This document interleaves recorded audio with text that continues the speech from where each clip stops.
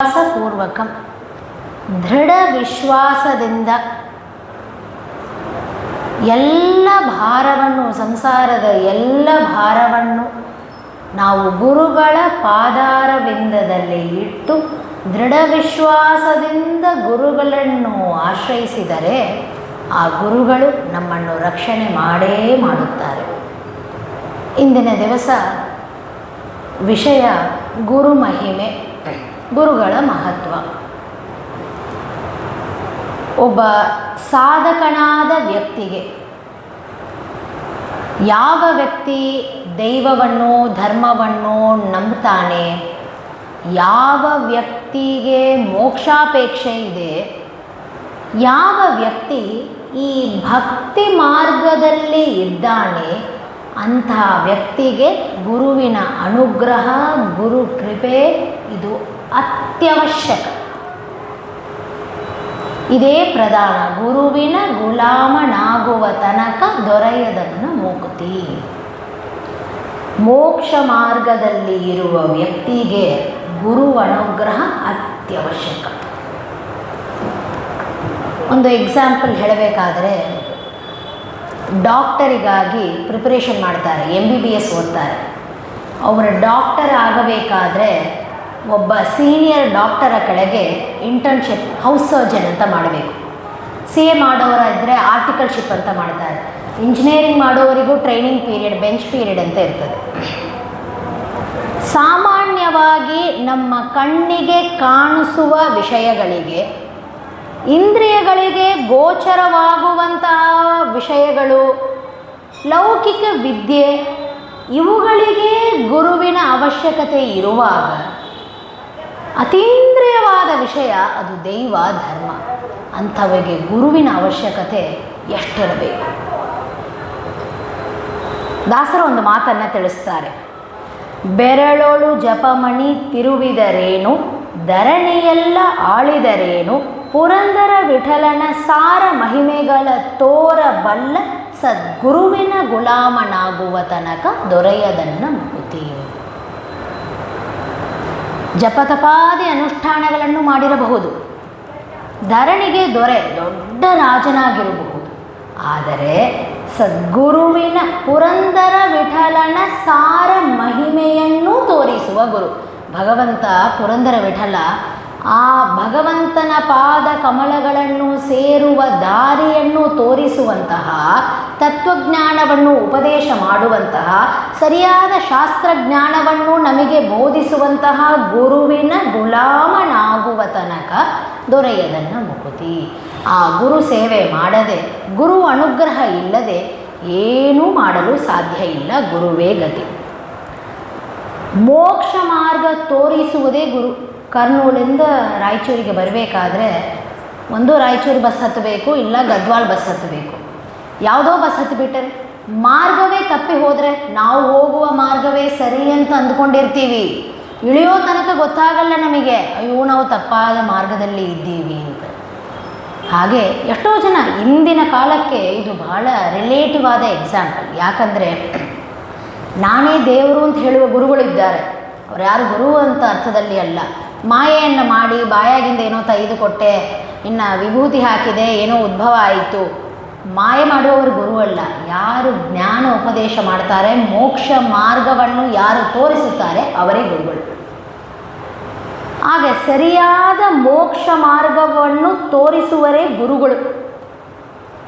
ಆ ಮಾರ್ಗದಲ್ಲಿ ನಮ್ಮನ್ನು ಕೈ ಹಿಡಿದು ನಡೆಸಿಕೊಂಡು ಹೋಗುವರು ಗುರುಗಳು.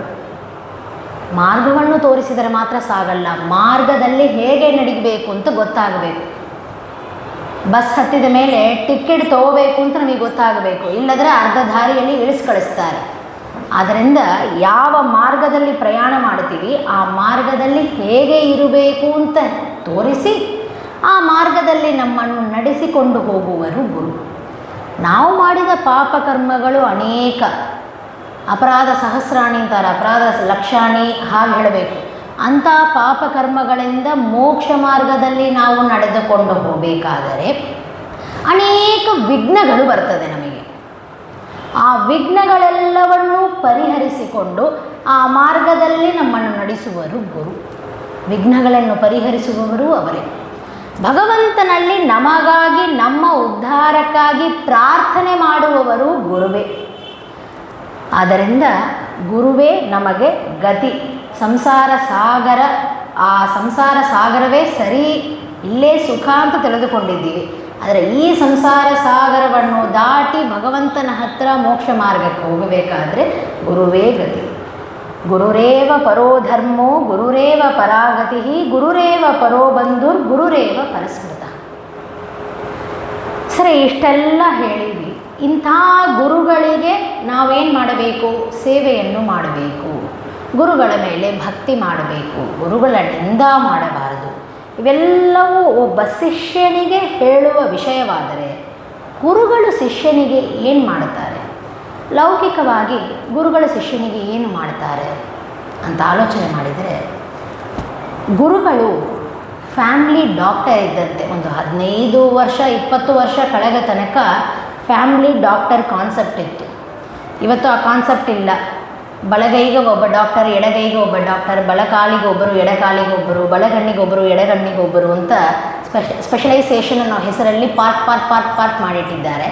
ಒಂದು 15-20 ವರ್ಷ ಕಳೆದ ತನಕ ಫ್ಯಾಮ್ಲಿ ಡಾಕ್ಟರ್ ಕಾನ್ಸೆಪ್ಟ್ ಇತ್ತು.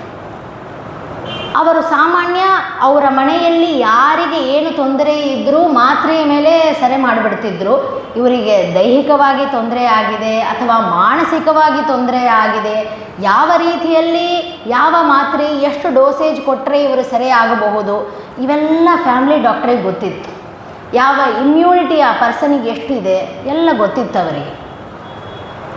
ನಮ್ಮ ಗುರುಗಳು ಫ್ಯಾಮಿಲಿ ಡಾಕ್ಟರ್ ನಮಗೆ ಎಷ್ಟು ಅವಶ್ಯಕವೋ ಅದಕ್ಕಿಂತ ಅವಶ್ಯಕ ಗುರುಗಳು. ಫ್ಯಾಮಿಲಿ ಡಾಕ್ಟರ್ ನಮ್ಮ ದೈಹಿಕ ಸಮಸ್ಯೆಗಳಿಗೆ ವೈದ್ಯರಾದರೆ, ದೈಹಿಕ ಸಮಸ್ಯೆಗಳನ್ನು ಪರಿಹಾರ ಮಾಡುವವರಾದರೆ, ಗುರು ನಮ್ಮ ಮನಸ್ಸಿನ ಸಮಸ್ಯೆಗಳನ್ನು ಪರಿಹಾರ ಮಾಡುವರು. ಅಂತರಂಗ ಮನಸ್ಸಿನಲ್ಲಿ ಕಾಮ, ಕ್ರೋಧ, ಲೋಭ, ಮೋಹ, ಮದ, ಮಾತ್ಸರ್ಯ ಇನ್ನು ಅನೇಕ ಅವಗುಣಗಳು ಇವೆಲ್ಲವೂ ತುಂಬಿದೆ.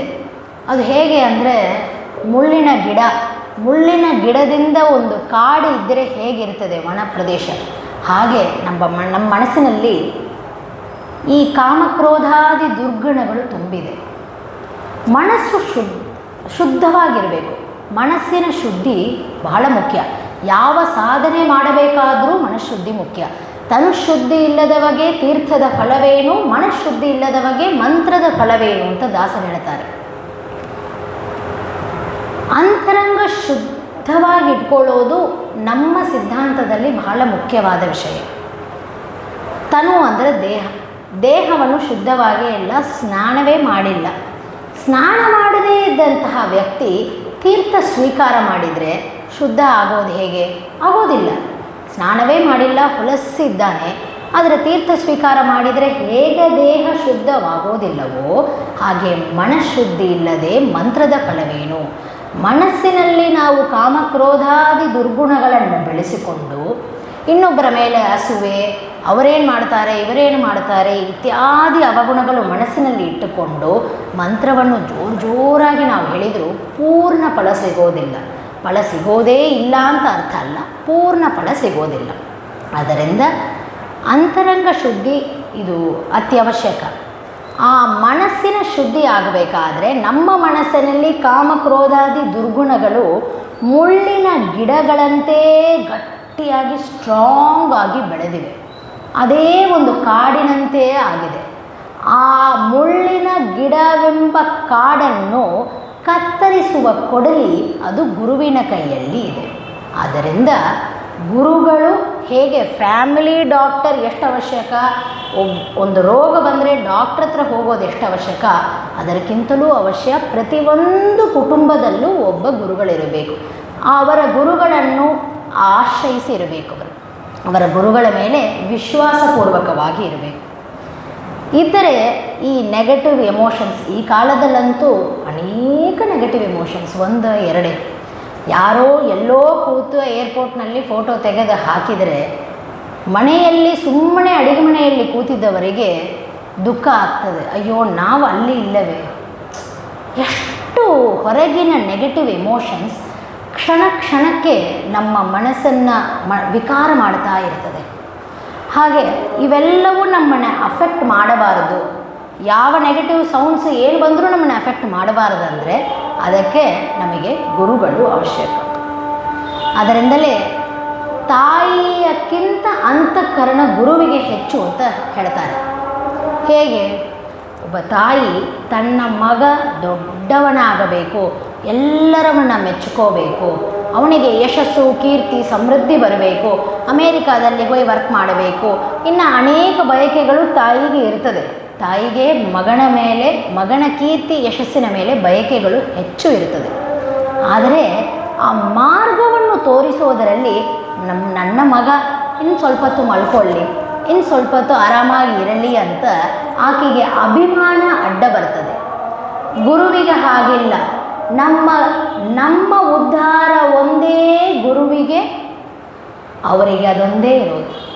ನಾವು ಉದ್ಧಾರ ಆಗಬೇಕು, ಇದೇ ಗುರುಗಳ ಗುರಿಯಾಗಿರ್ತದೆ. ಆದ್ದರಿಂದ ತಾಯಿಗಿಂತ ಶ್ರದ್ಧೆಯಾಗಿ, ತಾಯಿಗಿಂತ ಅಂತಃಕರಣ ಹೆಚ್ಚು ನಮ್ಮನ್ನು ಸರಿಯಾದ ದಾರಿಯಲ್ಲಿ ನಡೆಸುವುದು ಗುರುವೇ. ಅಂತಹ ಗುರುಗಳು ನಾವು ನಮ್ಮ ಗುರುಗಳನ್ನು ಸ್ಮರಣೆ ಮಾಡಿದರೆ ಅವರ ಗುರುಗಳನ್ನು, ನಮ್ಮ ಸಿದ್ಧಾಂತದಲ್ಲಿ ಅದಕ್ಕೆ ಗುರುಗಳು, ಪರಮ ಗುರುಗಳು, ಆದಿಗುರುಗಳು ಮಧ್ವಾಚಾರ್ಯರು, ಅನಂತರ ಭಗವಂತ, ಹೀಗೆ ಅವರ ಗುರುದ್ವಾರ, ಮುಖ್ಯ ಪ್ರಾಣ ದೇವರ ದ್ವಾರ ಭಗವಂತನಲ್ಲಿ ನಮ್ಮ ಬಯಕೆ ಏನಿದೆ ಅದು ಮುಟ್ಟುತ್ತದೆ. ಅವರು ಹಾಗೆ ಪ್ರಾರ್ಥನೆ ಮಾಡ್ತಾರೆ, ಮುಖ್ಯ ಪ್ರಾಣ ದೇವರ ದ್ವಾರ ಭಗವಂತನಲ್ಲಿ. ಆವವನ ಬಳಿ ಪಿಡಿದು ಹರಿಯ ಸುರರೈದುವರು, ಆ ವಾಯು ನಮ್ಮ ಕುಲಗುರು ರಾಯನು. ಮುಖ್ಯ ಪ್ರಾಣ ದೇವರನ್ನು ವರ್ಣನೆ ಮಾಡುವಂತಹ ಶ್ರೀಪಾದರಾಜರ ಕೃತಿಯಾದ ಮಧ್ವನಾಮದಲ್ಲಿ ಬರುವಂತಹ ವಾಕ್ಯ ಇದೆ. ಯಾರ ಬಳಿ ಪಿಡಿದು, ಯಾರ ಆಶ್ರಯದಿಂದ ಆವವನ ಬಳಿ ಪಿಡಿದು ಹರಿಯ ಭಗವಂತನನ್ನು ಸುರರೈದುವರು, ಸುರರು ಅಂದರೆ ದೇವತೆಗಳು, ಯಾರನ್ನು ಆಶ್ರಯಿಸಿಕೊಂಡು ದೇವತೆಗಳು ಭಗವಂತನನ್ನು ಸೇರುವರೋ ಅಂಥವರು ಆ ವಾಯು ನಮ್ಮ ಕುಲಗುರು ರಾಯನು. ಅಂತಹ ವಾಯುದೇವರು, ಮುಖ್ಯ ಪ್ರಾಣದೇವರು ನಮ್ಮ ಕುಲಗುರುಗಳು.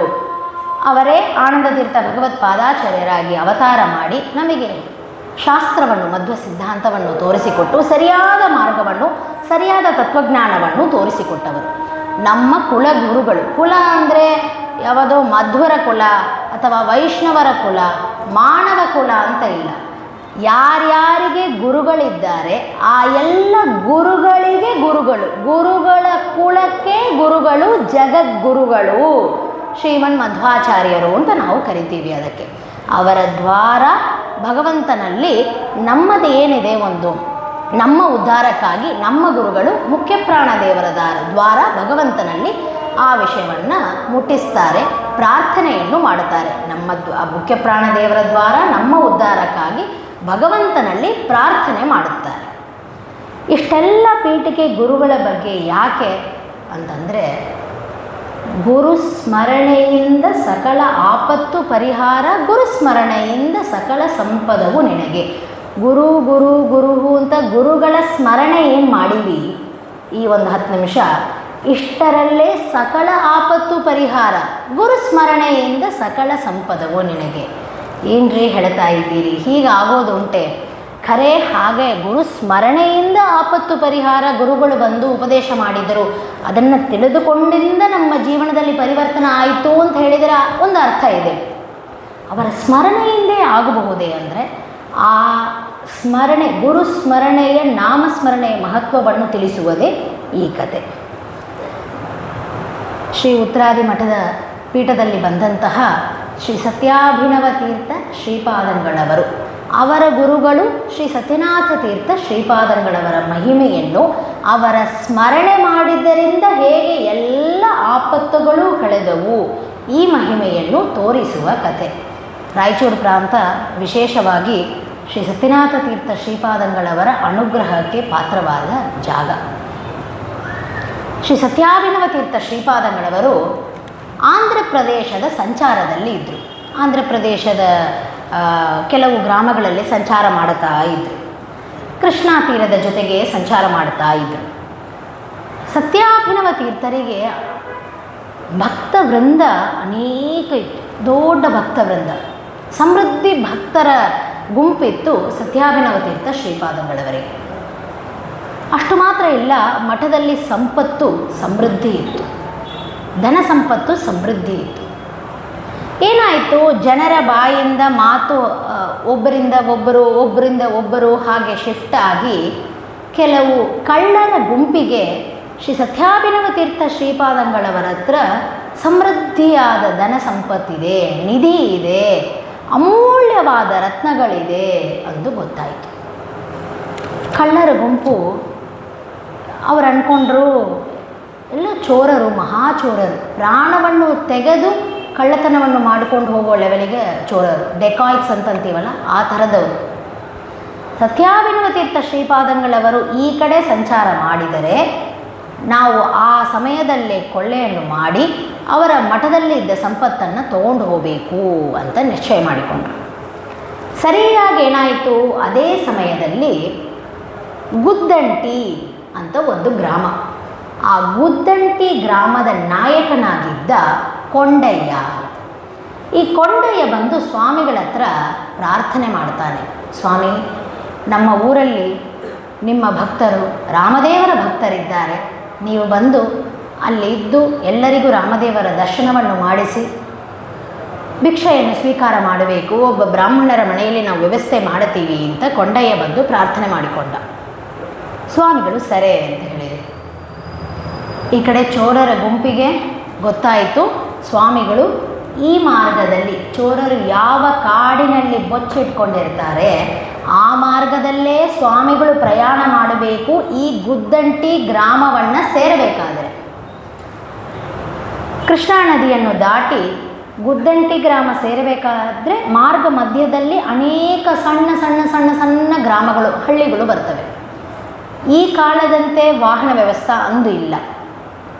ಫ್ಲೈಟಲ್ಲಿ ಹೋಗೋದು, ಒಂದು ತಾಸಿನಲ್ಲಿ ಇಲ್ಲಿಂದ ಕುಂಭಮೇಳಕ್ಕೆ ಹೋಗ್ಬೋದು ಎಂದು, ಒಂದು ಸ್ವಲ್ಪ ಹೊತ್ತರಲ್ಲಿ ಕಾರ್ನಲ್ಲಿ ಹೋಗ್ಬೋದು, ಹಾಗಿಲ್ಲ. ಬೆಳಿಗ್ಗೆ ಪೂಜೆ, ಸಂಸ್ಥಾನ ಪೂಜೆ, ಊಟ ಎಲ್ಲ ಆದಮೇಲೆ ಪ್ರಯಾಣ ಮಾಡ್ತಾ ಇರ್ತಾರೆ. ಯಾವಾಗ ಕತ್ಲಾಗ್ತದೆ, ಸೂರ್ಯ ಅಸ್ತಮನ ಆಗುವ ಸಮಯಕ್ಕೆ ಪ್ರಯಾಣ ಮುಗೀತು. ರಾತ್ರಿ ಯಾವ ಗ್ರಾಮ ಬರ್ತದೆ ಆ ಗ್ರಾಮದಲ್ಲೇ ಉಳಿದುಕೊಳ್ತಾರೆ, ಅಲ್ಲೇ ಮಲ್ಕೊತಾರೆ. ಬೆಳಿಗ್ಗೆ ಎದ್ದು ಮತ್ತೆ ಪ್ರಯಾಣ ಮಾಡ್ತಾರೆ. ಇದೇ ಆವಾಗಿನ ಸಿಸ್ಟಮ್. ಅದರಿಂದಲೇ ಈಗ ಎಲ್ಲ ಪ್ರಯಾಗಕ್ಕೆ, ಕಾಶಿಗೆ ಈಸಿ ಹೋಗಿ ಬರ್ತೀವಿ. ಆ ಕಾಲದಲ್ಲೆಲ್ಲ ಕಾಶಿ ಹೋಗಬೇಕಾದ್ರೆ ನಾವು ಕಾಶಿ ಯಾತ್ರಾ ಮಾಡ್ತೀವಿ ಅಂತ ಎಲ್ಲರಿಗೆ ಹೇಳ್ತಾ ಇದ್ರು. ಯಾಕೆ ಹೇಳ್ತಾ ಇದ್ದಾರೆ ಅಂದರೆ, ಎಷ್ಟೋ ಕಷ್ಟ, ಎಷ್ಟೋ ಜಂತುಗಳು ಇರುವ ಪ್ರದೇಶ, ಎಷ್ಟು ದೂರದ ಪ್ರದೇಶ, ತಿರುಗಿ ಬರ್ತಾರೋ ಇಲ್ಲೋ ಗೊತ್ತಿರಲಿಲ್ಲದ ಪ್ರದೇಶ. ಆದ್ದರಿಂದ ಕಾಶಿ ಯಾತ್ರೆ ಅಂತ ಹೇಳಿ ಹೋಗ್ತಾ ಇದ್ರು. ಇಲ್ಲಿ ಏನಾಯಿತು, ಶ್ರೀಪಾದರು ಅವರ ಶಿಷ್ಯ ವೃಂದದ ಜೊತೆಗೆ ಹೊರಟಿದ್ದಾರೆ. ಅಂದು ರಾತ್ರಿ ಆಗಿದೆ, ಇನ್ನು ಮುಂದೆ ಹೋಗೋದು ಬೇಡ ಅಂತ ಹೇಳಿ ಬಟಬಲ್ಲಿ ಅಂತ ಒಂದು ಗ್ರಾಮ ಬಂತು. ಆ ಗ್ರಾಮದಲ್ಲೇ ಉಳಿದುಕೊಂಡಿದ್ದಾರೆ. ರಾತ್ರಿ ಸಮಯ. ಆ ಗ್ರಾಮವು ಸಣ್ಣ ಗ್ರಾಮ, 5-6 ಮನೆ ಅಷ್ಟೇ ಇತ್ತು. ಅದರಿಂದ ಸ್ವಾಮಿಗಳು ಯಾವ ಮನೆಯಲ್ಲಿ ಇಳಿದುಕೊಂಡರೂ ತಿಮ್ಮಣ್ಣ ಅಂತ ಒಬ್ಬ ಬ್ರಾಹ್ಮಣನ ಮನೆ, ಆ ಸೂಗೂರು ತಿಮ್ಮಣ್ಣ ಅಂತ ಆತನ ಹೆಸರು. ಆ ಮನೆಯಲ್ಲಿ ಸ್ವಾಮಿಗಳ ಜೊತೆಗೆ 3-4 ಜನ ಶಿಷ್ಯರು ಅಷ್ಟೇ ಇಳಿದುಕೊಳ್ಳಲಿಕ್ಕೆ ಜಾಗ ಇತ್ತು. ಉಳಿದವರೆಲ್ಲರೂ ಬೇರೆ ಬೇರೆ ಕಡೆಗೆ ಬೇರೆ ಬೇರೆ ಮನೆಯಲ್ಲಿ ಇಳಿದುಕೊಂಡಿದ್ದರು. ಅರ್ಧರಾತ್ರಿ ಸಮಯ.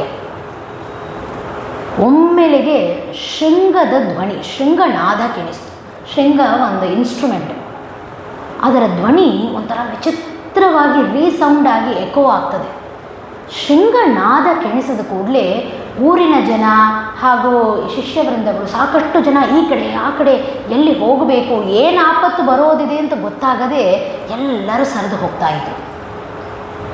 ಸರಿಯಾಗಿ ಅದೇ ಸಮಯಕ್ಕೆ ಶೃಂಗಧ್ವನಿ ಮಾಡಿಕೊಳ್ತಾ ಆ ಚೋರರ ಗುಂಪು ಸ್ವಾಮಿಗಳು ಯಾವ ಮನೆಯಲ್ಲಿ ಇಳಿದುಕೊಂಡಿದ್ದರೂ ಆ ಮನೆಯ ಹತ್ತಿರ ಬರ್ತಾರೆ. ಮನೆ ಹೊರಗೆ 2 ಶಿಷ್ಯರಿದ್ದರು ಸ್ವಾಮಿಗಳಿಗೆ ರಕ್ಷಣೆಗಾಗಿ. 2 ಶಿಷ್ಯರನ್ನು ದಂಡವನ್ನು ತಗೊಂಡು ಹೊಡೆದು ಓಡಿಸ್ಬಿಡ್ತಾರೆ. ಇನ್ನು ಸ್ವಾಮಿಗಳಿರುವ ಮಂದಿರವನ್ನು ಪ್ರವೇಶ ಮಾಡಬೇಕು. ಎಲ್ಲ ವಸ್ತುಗಳು ಸ್ವಾಮಿಗಳು ಒಳಗಿಟ್ಟುಕೊಂಡು ಕೂತಿದ್ದಾರೆ. ರಾಮದೇವರ ಪೆಟ್ಟಿಗೆಯಿಂದ ಶುರು ಮಾಡಿಕೊಂಡು ಎಲ್ಲ ವಸ್ತುಗಳು ಒಳಗೆ ಇದೆ, ಬೆಳ್ಳಿ ಬಂಗಾರ ಎಲ್ಲ ವಸ್ತು ಒಳಗೆ ಇದೆ. ಈಗೇನು ಅವರೆಲ್ಲರೂ ಬಂದು ಪಟ ಪಟ ಪಟ ದಂಡವನ್ನು ತಗೊಂಡು ಬಾಗಿಲನ್ನು ಬಾರಿಸ್ತಾ ಇದ್ದಾರೆ. ಅವರೇನು ಬರೀ ದಂಡದ ಮೇಲೆ ಬಂದಿಲ್ಲ, ಖಡ್ಗ, ಪ್ರಾಸ, ಹೀಗೆ ಅಪಾಯಕರವಾದ ಎಷ್ಟೋ ವೆಪನ್ಸ್ ಜೊತೆಗೇ ಅಂದು ಸ್ವಾಮಿಗಳನ್ನು ದಾಳಿ ಮಾಡಲಿಕ್ಕೆ ಬಂದಿದ್ದಾರೆ ಆ ಚೋರರು. ಬಾಗಿಲನ್ನು ಬಾರಿಸ್ತಿದ್ದಾರೆ. ಸ್ವಾಮಿಗಳಿಗೆ ಅನಿಸ್ತು, ಏನಾಯಿತು, ಇಷ್ಟೊಂದು ಆಪತ್ತು ಇಂದು ಬರಲಿಕ್ಕೆ ಕಾರಣವೇನು, ಯಾಕೆ ಈ ಆಪತ್ತು ಬಂತು ಎಂದು ನಮ್ಮ ಗುರುಗಳ ಪಾದಾರವಿಂದವನ್ನೇ ನೆನೆಸುವ ನಮಗೆ ಈ ಆಪತ್ತು ಯಾಕೆ ಬಂತು? ಸರಿ, ಈ ಆಪತ್ತಿಂದ ಹೊರಗೆ ಬರುವುದು ಹೇಗೆ? ಆ ಚೋರರು ಒಳಗೆ ಬಂದು ರಾಮದೇವರ ಪೆಟ್ಟಿಗೆಯನ್ನು ಇಟ್ಟುಕೊಂಡಿದ್ದೀವಿ, ಯಾವುದನ್ನು ತೊಗೊಂಡು ಹೋದರೆ ಮುಂದೆ ಏನು ಮಾಡಲಿಕ್ಕಾಗ್ತದೆ, ಏನು ಮಾಡೋದು ಅಂತ ಆಲೋಚನೆ ಮಾಡಿದರೆ ತಕ್ಷಣದಲ್ಲಿ ಅವರಿಗೆ ತೋರಿದ್ದು ನಮ್ಮ ಗುರುನಾಮ ಸ್ಮರಣೆ. ನಮ್ಮ ಗುರುನಾಮ ಸ್ಮರಣೆ ಒಂದೇ ನಮ್ಮನ್ನು ಕಾಪಾಡುವುದು ಅಂತ ಆ ತಕ್ಷಣದಲ್ಲಿ ಅವರು ಆಲೋಚನೆ ಮಾಡಿ ಅವರ ಗುರುಗಳ ನಾಮಸ್ಮರಣೆಯನ್ನು ಮಾಡ್ತಾರೆ. ಶ್ರೀ ಸತ್ಯನಾಥಾಕ್ಷರ ಭಾಜಮಾದೌ ಸ್ವಾಮ್ಯಕ್ಷರ ಶೋಭಿತ ಮಧ್ಯಭಾಗಂ ಶ್ರೀಪಾದ ಶಬ್ದಶ್ಚ ತಥೋ ಗುರುಭ್ಯೋ ನಮೋಂತಭಾಗಂ ಪರಮಂ ರಹಸ್ಯಂ. ಪರಮ ರಹಸ್ಯವಾದ ತಮ್ಮ ಗುರುಗಳ ನಾಮಸ್ಮರಣೆ ಏನದು? ಶ್ರೀ ಸತ್ಯನಾಥಾಕ್ಷರ ಭಾಜಮಾದೌ, 5 ಅಕ್ಷರದ ಮೊದಲು ಭಾಗ ಶ್ರೀ ಸತ್ಯನಾಥ ಮೊದಲು ಭಾಗ, ಅನಂತರ ಸ್ವಾಮ್ಯಕ್ಷರ ಸ್ವಾಮಿ ಎಂಬ 2 ಅಕ್ಷರದ ಮಂತ್ರ, ಅನಂತರ ಶ್ರೀ ಸತ್ಯನಾಥ ಸ್ವಾಮಿ ಶ್ರೀಪಾದ, ಅನಂತರ ಗುರುಭ್ಯೋ ನಮಃ ಮತ್ತೊಂದು ಅಕ್ಷರ ಶ್ರೀ ಗುರುಭ್ಯೋ ನಮಃ 5 ಅಕ್ಷರ.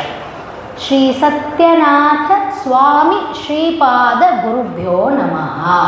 ಈ 15 ಅಕ್ಷರದ ಮಂತ್ರವನ್ನು 100 ಬಾರಿ ಜಪ ಮಾಡುತ್ತಾರೆ ಶ್ರೀ ಸತ್ಯಾಭಿನವ ತೀರ್ಥ ಶ್ರೀಪಾದಂಗಳವರು.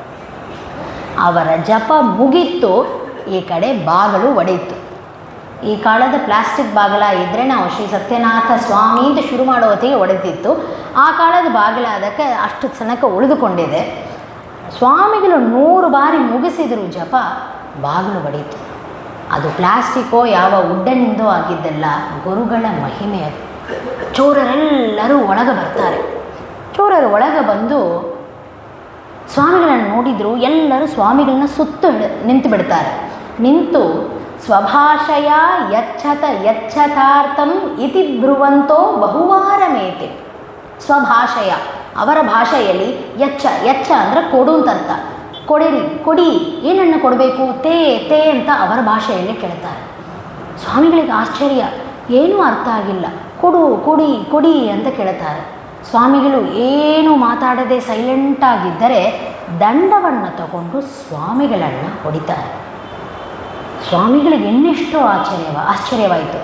ದಂಡವನ್ನು ತಗೊಂಡು ಸ್ವಾಮಿಗಳ ಮೇಲೆ ಪ್ರಯೋಗ ಮಾಡಿದರೆ ಹೇಗೆ ಹಿರಣ್ಯಕಶಿಪು ತನ್ನ ದೂತರಿಂದ ಪ್ರಹ್ಲಾದರಾಜರನ್ನು ಹೊಡಿಸಿದರೆ ಯಾವ ಪೆಟ್ಟು ಪ್ರಹ್ಲಾದರಾಜರಿಗೆ ಬಿದ್ದಿಲ್ಲವೋ, ಯಾವ ವಿಕಾರವೂ ಅವರಿಗೆ ಆಗಿಲ್ಲವೋ, ಹಾಗೆ ಶ್ರೀ ಸತ್ಯನಾಥ ಸ್ವಾಮಿ ಶ್ರೀಪಾದ ಗುರುಭ್ಯೋ ನಮಃ ಈ ನಾಮಸ್ಮರಣೆಯಿಂದ ಆ ಚೋರರು ಹೊಡೆದರೂ ಸ್ವಾಮಿಗಳಿಗೆ ಯಾವ ಪೆಟ್ಟು ಬಿದ್ದಿಲ್ಲ, ಏನೂ ವಿಕಾರ ಆಗಿಲ್ಲ. ಕೊಡಿ ಅಂತ ಕೇಳ್ತಾ ಇದ್ದರೆ ಸ್ವಾಮಿಗಳಿಗೂ ಆಶ್ಚರ್ಯವಾಯಿತು, ಶಿಷ್ಯರಿಗೂ ಆಶ್ಚರ್ಯವಾಯಿತು. ಯಾಕೆ ಆಶ್ಚರ್ಯ? ಸಣ್ಣ ಮನೆ, ಅದು ಸಣ್ಣ ರೂಮ್, ಕೋಲಿ ಇದೆ. ಸಕಲ ಸಂಪತ್ತನ್ನು ರಾಮದೇವರ ಪೆಟ್ಟಿಗೆಯನ್ನು ಕಣ್ಣೆದುರಿಗೆ ಇಟ್ಟುಕೊಂಡು ಕೂತಿದ್ದಾರೆ. ಅಂಥವರನ್ನು ನೋಡಿ ಕೊಡಿ ಅಂತ ಕೇಳ್ತಾ ಇದ್ದಾರೆ ಅಂದರೆ ಇದ್ದಿದ್ದು ಯಾವುದೂ ಅವರಿಗೆ ಕಾಣಿಸಲೇ ಇಲ್ಲ. ಸ್ವಾಮಿಗಳ ನಾಮಸ್ಮರಣೆಯ ಮಹತ್ವ, ಆ ಸ್ವಾಮಿಗಳನ್ನು ಸ್ಮರಣೆ ಮಾಡಿದ ತಕ್ಷಣ ತಮ್ಮ ಗುರುಗಳ ನಾಮಸ್ಮರಣೆಯ ಮಹತ್ವ, ಕ್ಷಣದಲ್ಲಿ ಅವರಿಗೆ ಯಾವುದೂ ಕಾಣಿಸಿಲ್ಲ. ಮುತ್ತು ರತ್ನಗಳಿಂದ ಕೂಡಿದ ಭಗವಂತನಿಗೆ ಏರಿಸುವ ಆಭರಣಗಳಿತ್ತು, ಬೆಳ್ಳಿಯ ಕೊಡಗಳು, ಬಂಗಾರದ ಪಾತ್ರೆಗಳಿತ್ತು, ರಾಮದೇವರ ಪೆಟ್ಟಿಗೆ ಇತ್ತು, ರೇಷ್ಮೆ ಬಟ್ಟೆ ಇತ್ತು, ಏನಿಲ್ಲ ಆ ಮನೆಯಲ್ಲಿ. ಎಲ್ಲ ಇದ್ದು ಅವರು ಕಿತ್ತುಕೊಂಡು ಹೋದರೆ ತಡೆಯುವ ಬಲಿಷ್ಠರಾದ ವ್ಯಕ್ತಿ ಈಚೆ ಯಾರು ಇಲ್ಲದಿದ್ದರೂ ಅವರು ಏನೂ ಪ್ರಯತ್ನ ಮಾಡದೆ ಸ್ವಾಮಿಗಳನ್ನು ನಿಮ್ಮ ಹತ್ರ ಇಷ್ಟು ಆಸ್ತಿ ಇದೆ, ಇಷ್ಟು ಧನ ಇದೆ ಅಂತ ನಾವು, ನಿಧಿ ಇದೆ ಅಂತ ನಾವು ತಿಳಿದುಕೊಂಡಿದ್ದೀವಿ, ನಮಗೆ ಕೊಡಿ ಅಂತ ಕೇಳ್ತಾ ಇದ್ದರೆ ಸ್ವಾಮಿಗಳಿಗೆ ಆಶ್ಚರ್ಯ, ರೋಮಾಂಚನ ಆಯಿತು ಆ ಕ್ಷಣದಲ್ಲಿ. ಇದು ಕೇವಲ ನಮ್ಮ ಗುರುಗಳ ಅನುಗ್ರಹ, ಕೇವಲ ನಮ್ಮ ಗುರುಗಳ ನಾಮಸ್ಮರಣೆಯ, ಗುರುಸ್ಮರಣೆಯಿಂದ ಸಕಲ ಆಪತ್ತು ಪರಿಹಾರ ಅನ್ನೋದಕ್ಕೆ ಈ ಕಥೆ ನಿದರ್ಶನ. ಹೀಗಾಗಲಿಕ್ಕೆ ಸ್ವಾಮಿಗಳು ಸ್ಥಿರವಾಗಿ ಕೂತಿದ್ರು. ಮತ್ತೆ ಹೊಡೆದರು ಚೋರರು. ಸ್ವಾಮಿಗಳಲ್ಲಿ ಏನು ವಿಕಾರವಾಗೇ ಇಲ್ಲ. ಆ ಚೋರರಿಗೆ ಸ್ವಾಮಿಗಳನ್ನು ನೋಡಿ ಭಯ ಬಂತು. ಏನಿವರು, ಏನು ಮಾಯನೋ ಮಂತ್ರನೋ ಅಂತ ತಿಳಿದುಕೊಂಡು ಆ ಮನೆಯಿಂದ ಹೊರಗೆ ಬರುತ್ತಾರೆ. ಇಲ್ಲಿ ಒಂದು ವಿಷಯ ನಮ್ಮ ಗುರುಗಳು ಇವತ್ತು ಹೇಳ್ತಾ ಇದ್ದರು. ಸ್ವಾಮಿಗಳು ಎಂಥ ಪರಿಸ್ಥಿತಿಯಲ್ಲೂ ನಿಧಾನವಾಗಿ ಸ್ಥಿರವಾಗಿ ಕೂತಿದ್ದರು. ಸತ್ಯಾಭಿನವ ತೀರ್ಥ ಶ್ರೀಪಾದಂಗಳವರು ಇದು ಗುರು ಅನುಗ್ರಹದಿಂದ ಅಂತ ಹೇಳ್ತಾರೆ. ಹೇಗೆ ಅಂತಂದರೆ, ಗುರುಗಳು ಮ್ಯಾನುಫ್ಯಾಕ್ಚರರ್ ಅಂತೆ. ಒಂದು ಫ್ರಿಜ್ಜನ್ನು ಒಬ್ಬ ಮ್ಯಾನುಫ್ಯಾಕ್ಚರ್ ಮಾಡ್ತಾನೆ, ಒಬ್ಬ ವ್ಯಕ್ತಿ ಫ್ರಿಜ್ಜನ್ನು ಮ್ಯಾನುಫ್ಯಾಕ್ಚರ್ ಮಾಡಿದರೆ ಆ ಫ್ರಿಜ್ಜು ಎಷ್ಟು ಸ್ಟ್ರಾಂಗಾಗಿ ಇರ್ತದೆ ಅಂದರೆ, ಹೊರಗೆ 45 ಡಿಗ್ರೀಸ್, 49 ಡಿಗ್ರೀಸ್, 50 ಡಿಗ್ರೀಸ್ ಡೆಲ್ಲಿ ಬಿಸಿಲಿದ್ದರೂ ಒಳಗೆ ತಣ್ಣಗೆ ಅದು ಹೇಗಿದೋ ಸ್ಥಿರವಾಗಿ ಹಾಗೇ ಇರ್ತದೆ. ಗುರುಗಳು ಹಾಗೆ ಮ್ಯಾನುಫ್ಯಾಕ್ಚರರ್ ಅಂತ ನಮ್ಮ ಮನಸ್ಸನ್ನು ಆ ಲೆವೆಲಿಗೆ ಪರಿಪಕ್ವ ಮಾಡಿಸ್ತಾರೆ. ಹೊರಗೆ ಯಾವ ಕಷ್ಟ ಬಂದರೂ, ಎಷ್ಟು ದುಃಖ ಬಂದರೂ, ಯಾವ ನಷ್ಟ ಬಂದರೂ, ಏನು ಅವಮಾನ ಆದರೂ ಅದು ಒಳಗೆ ಮನಸ್ಸಿಗೆ ಬಾಧೆ ಆಗದಂತೆ, ಮನಸ್ಸಿನ ವಿಕಾರ ಆಗದಂತೆ ಅದನ್ನು ಹೇಗೆ ನಡೆಸ್ಕೊಂಡು ಹೋಗಬೇಕು, ಮುಂದೆ ಏನು ಮಾಡಬೇಕು ಅಂತ ತೋರಿಸಿಕೊಳ್ಳುತ್ತಾ ನಮ್ಮ ಮನಸ್ಸಿನ ಮ್ಯಾನುಫ್ಯಾಕ್ಚರರು ನಮ್ಮ ಗುರುಗಳು. ಈ ಕಾಲದಲ್ಲಿ ಒಂದು LKG ಕೂಸನ್ನು ಕೇಳಿದರೂ ಡಿಪ್ರೆಷನ್ ಇದೆ ಅಂತಾರ್ರಿ. LKG ಕೂಸಿಗೆ ಡಿಪ್ರೆಷನು, ಸ್ಟ್ರೆಸ್ಸು ಅಂತ ಹೇಳೋ ಕಾಲ ಇದೆ. ಅದರಿಂದ ಹಾಗೆ ಸ್ಟ್ರೆಸ್ಸು, ಡಿಪ್ರೆಷನು ಇತ್ಯಾದಿಗಳು ಏನು ಬಂದರೂ ಸ್ಟ್ರೆಸ್, ಡಿಪ್ರೆಷನನ್ನು ತಡೆದುಕೊಳ್ಳಲಾರದೆ ಸೂಸೈಡ್ ಮಾಡಿಕೊಳ್ಳವರೇ ಹೆಚ್ಚಿರುವಂತಹ ಕಾಲ ಇದು. ಅಂಥದ್ರಲ್ಲಿ ಗುರುವೇ, ನಮ್ಮ ಗುರುಗಳು, ಅವರ ಅನುಗ್ರಹವೇ ನಮ್ಮ ಮನಸ್ಸನ್ನು ಸರಿಯಾಗಿ ಇಡುವಂಥದ್ದು. ಇದು ಸ್ಟ್ರೆಸ್ಸು, ಡಿಪ್ರೆಷನಿಗೆ ಮಾತ್ರ ಇಲ್ಲ, ಡಿಸ್ಟ್ರಾಕ್ಷನಿಗೂ ಕೂಡ. ನಮ್ಮಲ್ಲಿ ಹೇಳ್ತಾ ಇದ್ದರು, ಪಾಠಕ್ಕೆ ಒಬ್ಬ ಹುಡುಗ ಕೂತಿದ್ರೆ ಭಾಳ ವಿನಯ ಆ ಹುಡುಗನಿಗೆ, ಯಾವಾಗೂ ತಲೆ ಬೊಗ್ಗಿಯೇ ಇರ್ತದೆ. ಏನು ಬೊಗ್ಗಿಯೇ ಇರ್ತದೆ, ಎಷ್ಟು ವಿನಯ ಅಂದರೆ ಯಾವಾಗೂ ಕೈ ಹೀಗೆ ಸ್ಕ್ರಾಲ್ ಮಾಡ್ತಾನೇ ಇರ್ತದೆ ಅಂತ, ಅದರಿಂದ ವಿನಯ ಅಂತ. ಅಂದರೆ ತಮಾಷೆಗೆ ಹೇಳುವಂಥ ಮಾತಲ್ಲ. ಇವತ್ತು ಡಿಸ್ಟ್ರಾಕ್ಷನ್ಸು ಅಷ್ಟಿದೆ. ಒಂದು 15 ನಿಮಿಷ ಫೋನನ್ನು ಇಟ್ಟು ಪುಸ್ತಕ ತೆಗೆದು ಕೂತ್ರೆ ಕ್ಷಣದಲ್ಲಿ ಟಿಂಗ್ ಅಂತ ನೋಟಿಫಿಕೇಷನ್ ಬರ್ತದೆ. ಈ ಕಡೆ ಎಲ್ಲ ನಾವು ಯಾವುದರಲ್ಲಿ ಫೋಕಸ್ ಮಾಡಿರ್ತೀವಿ ಅದನ್ನು ಬಿಟ್ಟು ಆ ಫೋನನ್ನು ಹಿಡಿದುಕೊಳ್ಳುವ ಪರಿಸ್ಥಿತಿ ಇದೆ ಎಂದು. ಹಾಗೆ ಹೊರಗಿನಿಂದ ಬರುವ ಡಿಸ್ಟ್ರಾಕ್ಷನ್, ಹೇಗೆ ಫ್ರಿಜ್ಜಿಗೆ ಹೊರಗೆ ಎಷ್ಟು ಬಿಸಿಲಿದ್ದರೂ, ಯಾವ ಪರಿಸ್ಥಿತಿ ಇದ್ದರೂ ಒಳಗೆ ಫ್ರಿಜ್ಜಿಗೆ ಯಾವ ವಿಕಾರ ಆಗೋದಿಲ್ಲ. ಹಾಗೆ ನಾವು ಫ್ರಿಜ್ ಇದ್ದಂತೆ ಇದ್ದೀವಿ, ನಮ್ಮ ಮನಸ್ಸು ಫ್ರಿಜ್ ಇದ್ದಂತೆ ಹೊರಗಿನ ಡಿಸ್ಟ್ರಾಕ್ಷನ್ಸಿಂದ ನಾವು ಯಾವ ವಿಕಾರವನ್ನು ಹೊಂದದೆ ಮಾಡುವಂಥದ್ದು ಗುರುಗಳ ಅನುಗ್ರಹ, ಗುರುಗಳು. ಆದ್ದರಿಂದ ಅಂತಹ ಗುರುಗಳು, ಅಂದು ಗುರುಗಳ ನಾಮಸ್ಮರಣೆಯಿಂದ ಈ ಕಡೆ ಆ ಚೋರರೆಲ್ಲರೂ ಭಯಪಟ್ಟು, ಏನು ಸ್ವಾಮಿಗಳು ಇಷ್ಟು ಸ್ಥಿರವಾಗಿ ಕೂತಿದ್ದಾರೆ ಅಂದರೆ ಏನು ಕಾರಣ ಅಂತ ಅಂದ್ಕೊಳ್ತಾ ಹೊರಗೆ ಬರ್ತಾರೆ. ಹೊರಗೆ ಕಟ್ಟಿ ಮೇಲೆ ಒಂದು ಬಂಗಾರದ ಕೊಡ ಇರ್ತದೆ. ಒಳಗೆ ಜಾಗ ಇಲ್ಲ ಅಂತ ಹೊರಗೆ ಇಟ್ಟಿರ್ತಾರೆ, ಬಟ್ಟೆ ಸುತ್ತಿರ್ತಾರೆ. ಒಬ್ಬ ಚೋರ ಕಳ್ಳ ಆ ಕೊಡ ತೆಗಿತಾನೆ, ಬಟ್ಟೆಯನ್ನು ಬಿಚ್ಚುತ್ತಾನೆ, ಕಾಣಿಸ್ತದೆ ಬಂಗಾರದ ಕೊಡ. ತಕ್ಷಣ ಅಲ್ಲೇ ಹಾಕಿಬಿಟ್ಟು ಅಲ್ಲಿದ್ದ ಶಾಟಿ ವಸ್ತ್ರಗಳನ್ನೆಲ್ಲ ಆರಿಸ್ಕೊಂಡು ಹೋಗ್ತಾರೆ. ಶ್ರೀ ಸತ್ಯಾಭಿನವ ತೀರ್ಥರು ಈ ಕಥೆಯನ್ನು ತಾವೇ ತಮ್ಮ ಶಿಷ್ಯರಿಗೆ ಹೇಳಿದ ಕಥೆ ಇದು. ಅವರು ಹೇಳ್ತಾರೆ, ಬಿಸಿ ಪಾತ್ರೆಯನ್ನು ಕೈಯಲ್ಲಿ ಹಿಡಿದುಕೊಂಡಿದ್ದರೆ ಹೇಗೆ ಮನುಷ್ಯ ತಾಳಲಾರದೆ ಕೆಳಗೆ ಬಿಟ್ಟು ಬಿಡ್ತಾನೆ, ಹಾಗೆ ಆ ಕೊಡವನ್ನು ಕೆಳಗೆ ಬಿಟ್ಟ. ಒಂದು ಗುಂಜೆಯಷ್ಟು ಬಂಗಾರವನ್ನು ಆ ಕಳ್ಳರು ಆ ಮನೆಯಿಂದ ತಗೊಂಡು ಹೋಗಿಲ್ಲ ಅಂದರೆ ಅದು ನಮ್ಮ ಗುರುಗಳಾದ ಶ್ರೀ ಸತ್ಯನಾಥ ತೀರ್ಥ ಶ್ರೀಪಾದಂಗಳವರ ನಾಮಸ್ಮರಣೆಯ ಮಹತ್ವ ಅಂತ ಹೇಳ್ತಾ, ರಾತ್ರಿ ದೇವರ ಅನುಗ್ರಹ, ಗುರುಗಳ ಅನುಗ್ರಹದಿಂದ ಎಲ್ಲರೂ ಆರಾಮಾಗಿ ಮಲ್ಕೊತಾರೆ. ಬೆಳಿಗ್ಗೆ ಎದ್ದ ಕೂಡಲೇ ಈ ಸುದ್ದಿ ಊರೆಲ್ಲ ಗೊತ್ತಾಗ್ತದೆ. ರಾಯಚೂರು, ಕರ್ನೂಲು, ಆದವಾಣಿ ಈ ಪ್ರಾಂತದವರಿಗೆಲ್ಲ ಗೊತ್ತಾಗ್ತದೆ. ಆ ಸಮಯದಲ್ಲಿ ಕೇಶವರಾಜ ಅಂತ ರಾಜ ಇದ್ದ. ಅವನೇ ಈ ಕೇಶವ ನಾಯಕ ಅಂತ. ಅವನೇ ಕರ್ನೂಲು, ಆದವಾಣಿ ಪ್ರದೇಶಕ್ಕೆ, ಆಂಧ್ರ ಪ್ರದೇಶದ ಆ ಪರ್ಟಿಕ್ಯುಲರ್ ಪ್ರದೇಶಕ್ಕೆ ನಾಯಕನಾಗಿದ್ದ. ಅವನು ತನ್ನ ಭಟರನ್ನು ಕಳಿಸಿ ಹುಡುಕಿಸ್ತಾನೆ, ಎಲ್ಲಿ ಇದ್ದಾರೆ ಈ ಚೋರರ ಗುಂಪು, ನಮಗೆ ಸಿಗಬೇಕು ಅಂತ ಹುಡುಕಿಸಿದರೆ ಅವರು ತಮ್ಮ ಹತ್ರ ಇದ್ದ ಶಾಟಿ ಬಟ್ಟೆಯಿಂದ ಸಿಗಿಬಿಡುತ್ತಾರೆ ಆ ನಾಯಕನ ಭಟರ ಕೈಯಲ್ಲಿ. ಸ್ವಾಮಿಗಳ ಶಾಟಿ ಬಟ್ಟೆಯೂ ಆ ಕಳ್ಳರನ್ನು ಬಿಟ್ಟಿಲ್ಲ, ತೋರಿಸಿಕೊಟ್ಟಿತ್ತಂದರೆ ಅದು ಶ್ರೀ ಸತ್ಯನಾಥ ಸ್ವಾಮಿ ಶ್ರೀಪಾದ ಗುರುಭ್ಯೋ ನಮಃ ಅಂತ ತಮ್ಮ ಗುರುಗಳಾದ ಸತ್ಯನಾಥರ ನಾಮಸ್ಮರಣೆಯ ಫಲ ಅಂತ ಶ್ರೀ ಸತ್ಯಾಭಿನವ ತೀರ್ಥರು ಹೇಳ್ತಾರೆ. ಆ ರಾಜ ಇವರೆಲ್ಲರನ್ನ ಕೈ ಕಾಲು ಕಿತ್ತಿ ಅಂಗವಿಕಲರನಾಗಿ ಮಾಡ್ತೀನಿ ಅಂತ ಹೇಳಿದರೆ, ಬೇಡ ಬೇಡ, ಇದು ನಾವು ಆಜ್ಞಾ ಮಾಡಿವಿ ಅಂತ ತಿಳಿದುಕೊಳ್ತಾರೆ ಜನಗಳು, ಆ ಅಪಕೀರ್ತಿ ನಮಗೆ ಬೇಡವೆಂದು ಆ ಚೋರರನ್ನು ಸಣ್ಣದಾದ ಒಂದು ಯಾವುದೋ ಅವರಿಗೆ ಶಿಕ್ಷೆಯನ್ನು ಕೊಡಿಸಿ ಬಿಟ್ಟುಬಿಡ್ತಾರೆ. ಹೀಗೆ ಸ್ವಾಮಿಗಳ ನಾಮಸ್ಮರಣೆ, ಗುರುವಿನ ಸ್ಮರಣೆಯಿಂದಲೇ ಎಲ್ಲ ಆಪತ್ತು ಪರಿಹಾರವಾಗುತ್ತದೆ ಎಂದು ಗುರುರಿತಿ ಜಪತೋ ನಾಸ್ತಿ ಪಾತಕಂ, ಯಾವ ಪಾತಕವೂ ಬರುವುದಿಲ್ಲ, ಗುರುವು ಅಂತ ಆ ಗುರು ಮಂತ್ರದ ಜಪದಿಂದ, ಗುರುಗಳ ಸ್ಮರಣೆಯಿಂದ ಅಂತ ನಮಗೆ ಶಾಸ್ತ್ರಗಳು ತಿಳಿಸಿಕೊಡುತ್ತದೆ. ಸರಿ, ಗುರುಗಳ ಸ್ಮರಣೆಯಿಂದ ಪಾತಕ ಬರುವುದಿಲ್ಲ ಸರಿ, ಆದರೆ ಗುರುಗಳ ಅನುಗ್ರಹ ನಮಗೆ ಇಹಲೋಕ ಪರಲೋಕ ಎರಡರಲ್ಲೂ ಆಗ್ತದೆ. ಕಾಮಧೇನುಗಳು, ಕಲ್ಪವೃಕ್ಷಗಳು ನಮ್ಮ ಗುರುಗಳು. ಏನೆಲ್ಲ ಕೊಡುವುದಲ್ಲರಿ ಗುರುಗಳು. ಉದಾಹರಣೆ ಹೇಳಬೇಕಾದ್ರೆ ಎಷ್ಟು ಆಶ್ಚರ್ಯ ಅಂದರೆ, ಮಂತ್ರಾಲಯ ಪ್ರಭುಗಳು ಮಹನೀಯರು, ಪರಮ ವೈರಾಗ್ಯ, ಎಲ್ಲವನ್ನೂ ಬಿಟ್ಟು, ಸಂಸಾರವನ್ನು ಬಿಟ್ಟು ಸನ್ಯಾಸಾಶ್ರಮವನ್ನು ಸ್ವೀಕಾರ ಮಾಡಿ ಇರುವರು ಮಂತ್ರಾಲಯ ಪ್ರಭುಗಳು ಶ್ರೀ ರಾಘವೇಂದ್ರ ತೀರ್ಥ ಶ್ರೀಪಾದಂಗಳವರು. ಅಂತಹ ರಾಯರ ಹತ್ರ ಹೋಗಿ ನಾವು ಎಲ್ಲವನ್ನೂ ಬಿಟ್ಟ ರಾಯರ ಹತ್ರ ನಾವು ಏನನ್ನು ಕೇಳ್ತೀವಿ? ಸಂಸಾರದ ಎಲ್ಲ ಉಪದ್ರವಗಳು, ಎಲ್ಲ ವಿಷಯಗಳು, ಎಲ್ಲ ಬಯಕೆಗಳನ್ನು ರಾಯರ ಹತ್ರ ಕೇಳ್ತೀವಿ. ನಮಗೆ ಬೇಕಾಗಿದ್ದೇ ಅದಾಗಿರ್ತದೆ. ಆದರೆ ಕರುಣಾಳುಗಳು ಅವನ್ನು ಎಲ್ಲವನ್ನು ಯಾರು ಏನು ಕೇಳಿದರೂ ಅವರವರ ಇಷ್ಟಾರ್ಥವನ್ನು ಕೊಡುವುದರಲ್ಲಿ ಕಾಮಧೇನುಗಳು, ಕಲ್ಪವೃಕ್ಷಗಳು. ಆದರೆ ಅವರ ಹತ್ರ ಇನ್ನು ನಮ್ಮ ಗುರುಗಳು ಒಂದು ಉದಾಹರಣೆ ಕೊಡ್ತಾ ಇದ್ದರು. ಒಬ್ಬ ರಾಜ ತನ್ನ ರಾಜ್ಯದಲ್ಲಿ ಇದ್ದ ಕವಿಗೆ ಅವನು ಏನು ಕಾವ್ಯವನ್ನು ಸಮರ್ಪಣೆ ಮಾಡಿದ, ಅದಕ್ಕಾಗಿ ವಜ್ರವನ್ನು, ಮುತ್ತು ರತ್ನಗಳನ್ನು ಕೊಡಲಿಕ್ಕೆ ಸಿದ್ಧ ಇದ್ದ ರಾಜನ ಹತ್ರ ಆ ಕವಿ 100 ರೂಪಾಯಿ ಕೇಳಿದರೆ ಹೇಗೆ ಅನಿಸ್ತದೆ?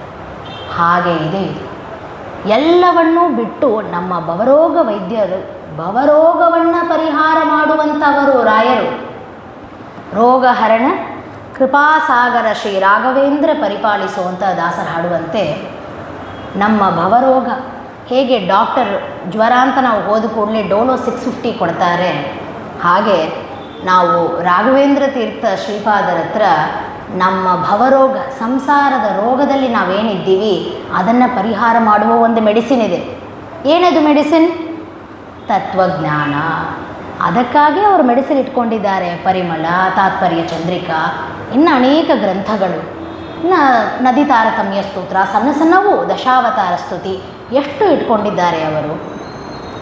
ಇದು ಯಾಕೆ ಹೇಳಲಿಕ್ಕೆ ಬಂದೀವಂದರೆ, ಶಿಷ್ಯನಿಗೆ ತತ್ವಜ್ಞಾನವನ್ನು ನೀಡಿ ಮೋಕ್ಷ ಮಾರ್ಗವನ್ನು ತೋರುವುದು ಇದು ಗುರುಗಳ ಮುಖ್ಯ ಕಾರ್ಯ. ಇದೇ ಗುರುಗಳ ಮುಖ್ಯ ಕಾರ್ಯ. ಸರಿಯಾದ ಮಾರ್ಗವನ್ನು ತೋರುವುದೇ ಗುರುಗಳ ಮುಖ್ಯ ಕಾರ್ಯ. ಅದು ಗುರುಗಳ ಹತ್ರ ಪಾಠ ಓದಿ ಬರುವುದು ಒಂಥರವ ಇದ್ದರೆ, ಗುರುಗಳ ಅನುಗ್ರಹವನ್ನು ಪಡದೇ ಆಗುವ ಕಥೆಗಳು ಅನೇಕ ಇವೆ. ಅದರಲ್ಲಿ ಒಂದು ಕಥೆಯೇ ಈ ಕತೆ, ರೊಟ್ಟಿ ವೆಂಕಣ್ಣ ಭಟ್ಟರ ಕತೆ. ಶ್ರೀ ರಘುತ್ತಮ ತೀರ್ಥ ಶ್ರೀಪಾದಂಗಳವರ ಶಿಷ್ಯರು ರೊಟ್ಟಿ ವೆಂಕಣ್ಣ ಅಂತ ಹೆಸರು. ರೊಟ್ಟಿ ವೆಂಕಟಾದ್ರಿ ಭಟ್ಟರು ಅಂತ ಅವರ ಹೆಸರು. ಏನು ಮಾಡ್ತಾ ಇದ್ದರು ಅಂದರೆ, ರಘುತ್ತಮ ತೀರ್ಥರಿಗೆ ಭಕ್ತಿಯಿಂದ ಚಿಕ್ಕ ನೈವೇದ್ಯಕ್ಕೆ ಅಡಿಗೆ ಮಾಡ್ತಾ ಇದ್ದರು, ರೊಟ್ಟಿ ಬಡಿತಾ ಇದ್ದರು. ಆದ್ದರಿಂದ ರೊಟ್ಟಿ ಅಂತ ಹೆಸರು. ವೆಂಕಣ್ಣ ವೆಂಕಣ್ಣ ಅಂತ ಮಠದಲ್ಲಿ ಎಲ್ಲರೂ ಅವರನ್ನು ಕರೆಯೋರು. ಅಂಥ ರೊಟ್ಟಿ ವೆಂಕಣ್ಣ ಭಟ್ಟರು ಒಂದು ದಿವಸ ಏನು ಮಾಡಿದರು, ಸ್ವಾಮಿಗಳು ಹೀಗೆ ಸ್ಟೇಜ್ ಮೇಲೆ ಕೂತು ವಾದ ಮಾಡ್ತಾ ಇದ್ದರು. ಪೂರ್ವ ಪಕ್ಷಿಗಳಿದ್ದರು, ಸಿದ್ಧಾಂತಿಗಳಿದ್ದರು, ಸ್ವಾಮಿಗಳು. ಅವರ ಸ್ವಾಮಿ ರಘುತ್ತಮ ತೀರ್ಥ ಶ್ರೀಪಾದಂಗಳವರ ಮಹಾತ್ಮೆ ಹೇಳಬೇಕೆ. ಯಚ್ಚಿಷ್ಯ ಶಿಷ್ಯ ಶಿಷ್ಯಾದ್ಯಾಹ ಟಿಪ್ಪಣ್ಯಾಚಾರ್ಯ. ಟಿಪ್ಪಣಿಗಳು ಬರೆಯುವ ಶಿಷ್ಯರ ಪರಂಪರೆಯನ್ನು ಸೃಷ್ಟಿ ಮಾಡಿದವರು. ಸ್ವತಃ ತಾವು ಆ ಪರಂಪರೆಗೆ ನಾಂದಿಯಾಗಿದ್ದು ಅವರ ಒಂದು ಪಾಂಡಿತ್ಯ ಹೇಳಬೇಕೆ. ರಘುತ್ತಮ ತೀರ್ಥರು ಹೀಗೆ ಕೂತು ತರ್ಕವನ್ನು ಮಾಡ್ತಾ ಇದ್ದರೆ ಆ ವೆಂಕಣ್ಣ ಆ ಮೂಲೆಯಲ್ಲಿ ಕೂತು ರಘುತ್ತಮ ತೀರ್ಥರು ಏನು ಮಾಡ್ತಿದ್ದಾರೆ ಅಂತ ಹೀಗೆ ನೋಡ್ತಿದ್ರಂತೆ. ರಘುತ್ತಮ ತೀರ್ಥರ ಕೈ ಹೀಗೆ ಸರಿಸಿದರೆ ರಘುತ್ತಮ ತೀರ್ಥರ ಕೈಯನ್ನು ನೋಡೋದು, ರಘುತ್ತಮ ತೀರ್ಥರು ಹೀಗೆ ಸರಿಸಿದರೆ ಹೀಗನ್ನು ನೋಡೋರು. ಗುರುರ್ ಮೂರ್ತೆ ಸದಾ ಧ್ಯಾಯಿತು. ಗುರುವ ಮೂರ್ತಿಯನ್ನು ನೋಡ್ತಾ ಇದ್ರಂತೆ. ಆ ಕಡೆ ಒಬ್ಬ ವ್ಯಕ್ತಿಗಳು ಬಂದರು, ಪ್ರಸಿದ್ಧವಾಗಿ ಓದಿದ ವ್ಯಕ್ತಿಗಳು, ಜ್ಞಾನಿಗಳು. ಅವರು ಬಂದು, ಏ ವೆಂಕಣ್ಣ, ನೀನು ಅಡಿಗೆ ಮಾಡೋರು, ರೊಟ್ಟಿ ಬಡಿಯೋ ನಿನಗೆ ಈ ತರ್ಕ ವಾದ ಇವೆಲ್ಲ ಯಾಕೆ, ಎದ್ದು ಹೋಗಿಲ್ಲಿಂದ ಅಂತ ಕಳಿಸಿದ್ರು. ವೆಂಕಣ್ಣನ ಮನಸ್ಸು ಒಡೆದೇ ಹೋಗ್ಬಿಟ್ಟಿತ್ತು. ಏನಿದು, ನನ್ನ ಜೀವನ ಉದ್ಧಾರವಾಗಬೇಕಾದ್ರೆ ಬೇಕಾಗಿದ್ದು ಮಧ್ವಶಾಸ್ತ್ರ. ಅಂಥ ಮಧ್ವಶಾಸ್ತ್ರವನ್ನು ಓದುವ ಸೌಭಾಗ್ಯ ಈ ಜನ್ಮದಲ್ಲಿ ಇಲ್ಲ ಅಂತ ತಿಳಿದಿದ್ದೆ. ಆದರೆ ಆ ಮಧ್ವಶಾಸ್ತ್ರವನ್ನು ಮಾತಾಡುವ, ಓದುವ, ಉಪದೇಶ ಮಾಡುವ ಗುರುಗಳು ಹೇಳಬೇಕಾದಾಗ ಕೇಳೋ ಯೋಗ್ಯತೆಯು ನನಗಿಲ್ಲವೇ? ಇದು ಎಷ್ಟು, ಇದಕ್ಕಿಂತ ಇನ್ನೇನು ಬೇಕು? ಈ ಜನ್ಮದಲ್ಲಿ, ಹೀಗಿರುವ ಜನ್ಮದಲ್ಲಿ ಇನ್ನು ಇದ್ದು ನಾನೇನು ಮಾಡಬೇಕು? ಬೇಕೇ ಆಗಿಲ್ಲ ನನಗೆ ಈ ಜನ್ಮ, ನಾನು ಆತ್ಮಹತ್ಯೆ ಮಾಡ್ಕೊತೀನಿ ಅಂತ ಹೇಳಿ ಸೀದಾ ಸ್ವಾಮಿಗಳ ಹತ್ರ ಹೋಗ್ತಾನೆ. ರಘುತ್ತಮ ತೀರ್ಥ ಶ್ರೀಪಾದಂಗಳವರ ಹತ್ರ ಹೋಗಿ, ಸ್ವಾಮಿ ಹೀಗಾಗಿದೆ, ಇಂಥ ನೀಚ ಜನ್ಮ ನನಗೆ ಬೇಡ, ನನಗೆ ಮಂತ್ರಾಕ್ಷತೆ ಕೊಡ್ರಿ, ನಾನು ಸಾಯ್ತೀನಿ ಅಂತ ಹೋದರೆ ಸ್ವಾಮಿಗಳು ಹೇಳಿದರು, ಹುಚ್ಚ, ಯಾರು ಹೇಳಿದರು ನಿನಗೆ ಯಾವುದೂ ಬರಲ್ಲ ಅಂತ? ನಾಳೆ ಬಾ, ನಾಳೆ ನೀಯೇ ಪಾಠ ಹೇಳಬೇಕು ಅಂತ ಹೇಳಿದೆ. ವೆಂಕಣ್ಣ ಮೊದಲು ಆಲೋಚನೆ ಮಾಡಿದ, ನಂಗೆ ಸರಿಯಾಗಿ ಕೇಳಿಸಿಲ್ಲ ಅನ್ನಿಸ್ತದೆ, ಪಾಠ ಕೇಳಲಿಕ್ಕೆ ಬಾ ಅಂತ ಕರೆದ್ರು ಅಥವಾ ಪಾಠ ಹೇಳೋದಕ್ಕೆ ಬಾ ಅಂತ ಕರೆದ್ರು ನಂಗೆ ಸರಿಯಾಗಿ ಕೇಳಿಸಿಲ್ಲ ಅಂತ ಅನ್ನಿಸ್ತದೆ ಅಂತ. ಬೆಳಗಾಯಿತು, ಸ್ವಾಮಿಗಳು ವೆಂಕಣ್ಣನ ಕರೆದರು. ಪಾಠ ಹೇಳಬೇಕಾದ ಸಮಯ ಬಂದಿದೆ, ನ್ಯಾಯಸುಧಾ ಪಾಠ ಆಗಬೇಕು ಎಲ್ಲರಿಗೆ, ವಿದ್ಯಾರ್ಥಿಗಳೆಲ್ಲರೂ ಕೂತಿದ್ದಾರೆ, ಕೂತು ಪಾಠ ಹೇಳು ಅಂತ ಹೇಳಿದರು. ವೆಂಕಣ್ಣಗೆ ಕೈ ಕಾಲು ನಡಗಲಿಕ್ಕೆ ಶುರುವಾಯಿತು. ಆದರೆ ಸ್ವಾಮಿಗಳು ಆ ರಾಮದೇವರನ್ನು ಪೂಜೆ ಮಾಡುವ ಕರದಿಂದ ವೆಂಕಣ್ಣನ ತಲೆ ಮೇಲೆ ಕೈಯಿಟ್ಟು ಆಶೀರ್ವಾದ ಮಾಡಿ ಕಳಿಸಿದರೆ, ಅಂದಿನ ತನಕ ಒಂದು ಅಕ್ಷರ ಸುಮಧ್ವ ವಿಜಯ ಪ್ರಾರಂಭವಾಗಿರಲ್ಲ, ಬೇಸಿಕ್ ಸಾಹಿತ್ಯ ಗ್ರಂಥ ಪ್ರಾರಂಭವಾಗಿರಲ್ಲ, ಅಂದಿನ ತನಕ ಯಾವುದೂ ಓದದ ನಿರಕ್ಷರ ಕುಕ್ಷಿಯಾಗಿದ್ದ ವೆಂಕಣ್ಣ ಸರಳವಾಗಿ ಗಂಗಾ ಪ್ರವಾಹವಾಗಿ ನ್ಯಾಯಸುಧಾ ಗ್ರಂಥ ಪಾಠ ಹೇಳಿದರು. ಎಲ್ಲರಿಗೂ ಆಶ್ಚರ್ಯ, ವಿದ್ಯಾರ್ಥಿಗಳಿಗೆ ಆಶ್ಚರ್ಯ, ಯಾರು ವೆಂಕಣ್ಣಗೆ ಅವಮಾನ ಮಾಡಿದರು ಅವರಿಗೂ ಆಶ್ಚರ್ಯ. ಗುರುಗಳ ಅನುಗ್ರಹ, ಕೇವಲ ಗುರುಗಳ ಅನುಗ್ರಹದಿಂದ ಜ್ಞಾನ ಸಿಕ್ಕಿದ್ದಕ್ಕೆ ಈ ಕಥೆ ನಿದರ್ಶನ. ಇದು ನಾವು ಮಹಾಭಾರತದಲ್ಲೂ ಕಾಣಬಹುದು. ಮಹಾಭಾರತದಲ್ಲಿ ನಾವು ನೋಡಿದರೆ ಉದ್ದಾಲಕರು, ಉಪಮನ್ಯುವಿನ ಕಥೆಯಲ್ಲಿ ಹೀಗೆ ಗುರು ಸೇವೆಯನ್ನು ಮಾಡಿ ಗುರುಗಳ ಅನುಗ್ರಹದಿಂದಲೇ ಜ್ಞಾನವನ್ನು ಪಡೆದು ಉದ್ಧಾರವಾದ ಎಷ್ಟೋ ಋಷಿಮುನಿಗಳ ಕಥೆಯನ್ನು ನಾವು ಕಾಣಬಹುದು. ಈ ವಿಷಯ ಬರ್ತಾ ಮಹಾಭಾರತದಲ್ಲೇ ಗುರು ಮಹಾತ್ಮ್ಯವನ್ನು ತಿಳಿಸಿದ್ದಾರೆ. ಸರಿಯಾಗಿ ವಿಷಯ ಬಂತ ಅದಕ್ಕೆ ಹೇಳ್ತೀನಿ. ಮಹಾಭಾರತದಲ್ಲಿ ಯುದ್ಧದ ಸಮಯದಲ್ಲಿ ಒಮ್ಮೆ ಅರ್ಜುನನಿಗೆ ಉಪದೇಶ ಆಗಬೇಕಾಯಿತು. ಸ್ವತಃ ಕೃಷ್ಣ, ಗೀತಾಚಾರ್ಯ, ಜಗದ್ಗುರು ಕೃಷ್ಣನೇ ಅಲ್ಲಿದ್ದ. ಆದರೆ ತಾನು ಉಪದೇಶ ಮಾಡಿಲ್ಲ. ಅಲ್ಲಿಂದ ಅರ್ಜುನನ ಕರೆದುಕೊಂಡು ಕೈಲಾಸಕ್ಕೆ ಹೋದ. ಕೈಲಾಸದಲ್ಲಿ ರುದ್ರದೇವರ ಕಡೆಯಿಂದ ಅರ್ಜುನನಿಗೆ ಉಪದೇಶ ಮಾಡಿಸಿ ತಿರುಗಿ ಅಲ್ಲಿಂದ ತಂದು ಬಿಟ್ಟ. ಯಾಕೆ ಮಾಡಿದ ಕೃಷ್ಣ ಹೀಗೆ? ಕೃಷ್ಣ ಯಾಕೆ ಮಾಡಿದ ಅಂದರೆ, ಅರ್ಜುನ ಮೂಲ ರೂಪದಲ್ಲಿ ಇಂದ್ರನ ಅವತಾರ. ಇಂದ್ರದೇವರಿಗೆ ಗುರುಗಳು ರುದ್ರದೇವರು. ರುದ್ರದೇವರಿಂದ ಅರ್ಜುನನಿಗೆ ಅಥವಾ ಇಂದ್ರನಿಗೆ ಉಪದೇಶವಾಗಬೇಕು, ತನ್ನ ಗುರುವಿಂದ ಗುರು ಮುಖಾಂತರ ಆಗಬೇಕೆಂದು ರುದ್ರದೇವರ ತನಕ ಕರ್ಕೊಂಡು ಹೋಗಿ ಮತ್ತೆ ತಿರುಗಿ ಕರೆದುಕೊಂಡು ಬಂದು ಯುದ್ಧ ಭೂಮಿಯಲ್ಲಿ ಬಿಟ್ಟ ಕೃಷ್ಣ. ತಾನೂ ಒಂದು ಎಕ್ಸಾಂಪಲ್ ಆಗಿದ್ದಾನೆ ಕೃಷ್ಣ. ಅವನಿಗೇನು, ಕೃಷ್ಣಗೇನು, ಸರ್ವಜ್ಞ ಅವನು. ಅವನಿಗೆ ಯಾವ ಒಂದು ಅಸ್ತ್ರವಿದ್ಯೆಯೋ ಶಸ್ತ್ರವಿದ್ಯೆ ಕಲಿಬೇಕಾಗಿದೆ, ಆದರೆ ಸಾಂದೀಪಿನಿ ಋಷಿಗಳ ಹತ್ರ ಹೋಗಿ ಕಲಿತು ಅಲ್ಲಿ ಇದ್ದು ಗುರುಕುಲ ವಾಸವನ್ನು ಮಾಡಿ ಬಂದ. ಕಾರಣ, ಗುರು ಅನುಗ್ರಹದಿಂದ ಗುರುಕುಲ ವಾಸ ಮಾಡಬೇಕು ಎನ್ನುವ ಒಂದು ಕಾನ್ಸೆಪ್ಟ್ ಎಲ್ಲರಿಗೆ ಗೊತ್ತಾಗಬೇಕಾದರೆ ಕೃಷ್ಣ ಮಾಡಬೇಕು. ತಾನು ಎಕ್ಸಾಂಪಲ್ ಸೆಟ್ ಮಾಡಿದರೆ ತನ್ನನ್ನು ನೋಡಿ ಎಲ್ಲರೂ ಫಾಲೋ ಮಾಡ್ತಾರೆ. ಆದ್ದರಿಂದ ಕೃಷ್ಣ ಅಂದು ನಮಗೆ ಎಕ್ಸಾಂಪಲನ್ನು ತೋರಿಸಿಕೊಟ್ಟ. ಹೀಗೆ ಅನೇಕ ಕಥೆಗಳನ್ನು, ಗುರುಗಳ ಮಹಾತ್ಮ್ಯವನ್ನು ತಿಳಿಸುವ ಕಥೆಗಳನ್ನು ಹೇಳ್ತಾ ಹೋಗ್ಬೋದು. ಒಂದು ಕಥೆ 5 ನಿಮಿಷದಲ್ಲಿ ಮುಗಿಸ್ತೇನೆ. ಈ ಕಥೆಯಲ್ಲಿ ನಮಗೆ ಗುರುಗಳು, ಈ ಕಥೆ ಯಾಕೆ ಹೇಳೋದು ಅಂತ ಮೊದಲು ಹೇಳಬೇಕಾದ್ರೆ, ಇಂದು ಆರಾಧನೆ ಮಾಡ್ತೀವಿ, ಪಂಚಾಮೃತ ಅಭಿಷೇಕ ಮಾಡ್ತೀವಿ, ಗುರುಗಳಿಗೆ ಪ್ರದಕ್ಷಿಣೆ ಹಾಕ್ತೀವಿ, ಗುರುಗಳಿಗೆ ವಸ್ತ್ರ ಉಡಿಸ್ತಾರೆ, ವೃಂದಾವನಗಳಿಗೆ ವಸ್ತ್ರ ಉಡಿಸ್ತಾರೆ, ಇವೆಲ್ಲವೂ ಆಗ್ತವೆ. ಇವತ್ತಿನ ಹುಡುಗರು ಕೇಳುವ ಪ್ರಶ್ನೆ ಏನಂದರೆ, ಇವೆಲ್ಲ ಯಾಕೆ ಮಾಡ್ತೀರಿ? ಅಷ್ಟು ಪಂಚಾಮೃತ ವೃಂದಾವನಕ್ಕೆ ಹಾಕ್ತಿರಲ್ಲ, ಇವೆಲ್ಲ ಮಾಡೋದರಿಂದ ನಿಮಗೇನು? ಅಮಾನುಷ್ಯ ಅಂತ ಹೇಳೋದಕ್ಕಿಂತ ಅತೀಂದ್ರಿಯವಾದ ಯಾವುದನ್ನೂ ನಂಬುವ ಮೆಂಟ್ಯಾಲಿಟಿ ಇವತ್ತು ಇಲ್ಲ. ಆದರೆ ಗುರುಗಳ ವೃಂದಾವನ, ಗುರುಗಳ ಪಾದುಕೆ ಇವೇ ನಮ್ಮನ್ನು ಕಾಪಾಡುವುದು, ಇವೇ ನಮ್ಮನ್ನು ರಕ್ಷಣೆ ಮಾಡುವಂಥದ್ದು.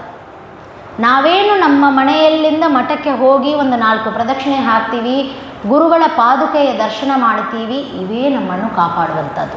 ಯಾರ ಮನೆಯಲ್ಲಾದರೂ ಗುರುಗಳ ಪಾದುಕೆ ಇದ್ದರೆ ದಯಮಾಡಿ ಅದರ ಮೇಲೆ ಧೂಳು ಕೂತು ಮೂಲೆಯಲ್ಲಿ ಬೀರುವದಲ್ಲೇ ಇಡಿಸಬೇಡ್ರಿ, ದಿವಸ ಅದನ್ನು ಸರಿಯಾಗಿ ದೀಪ ಹಚ್ಚಿ ಪೂಜೆ ಮಾಡಿ.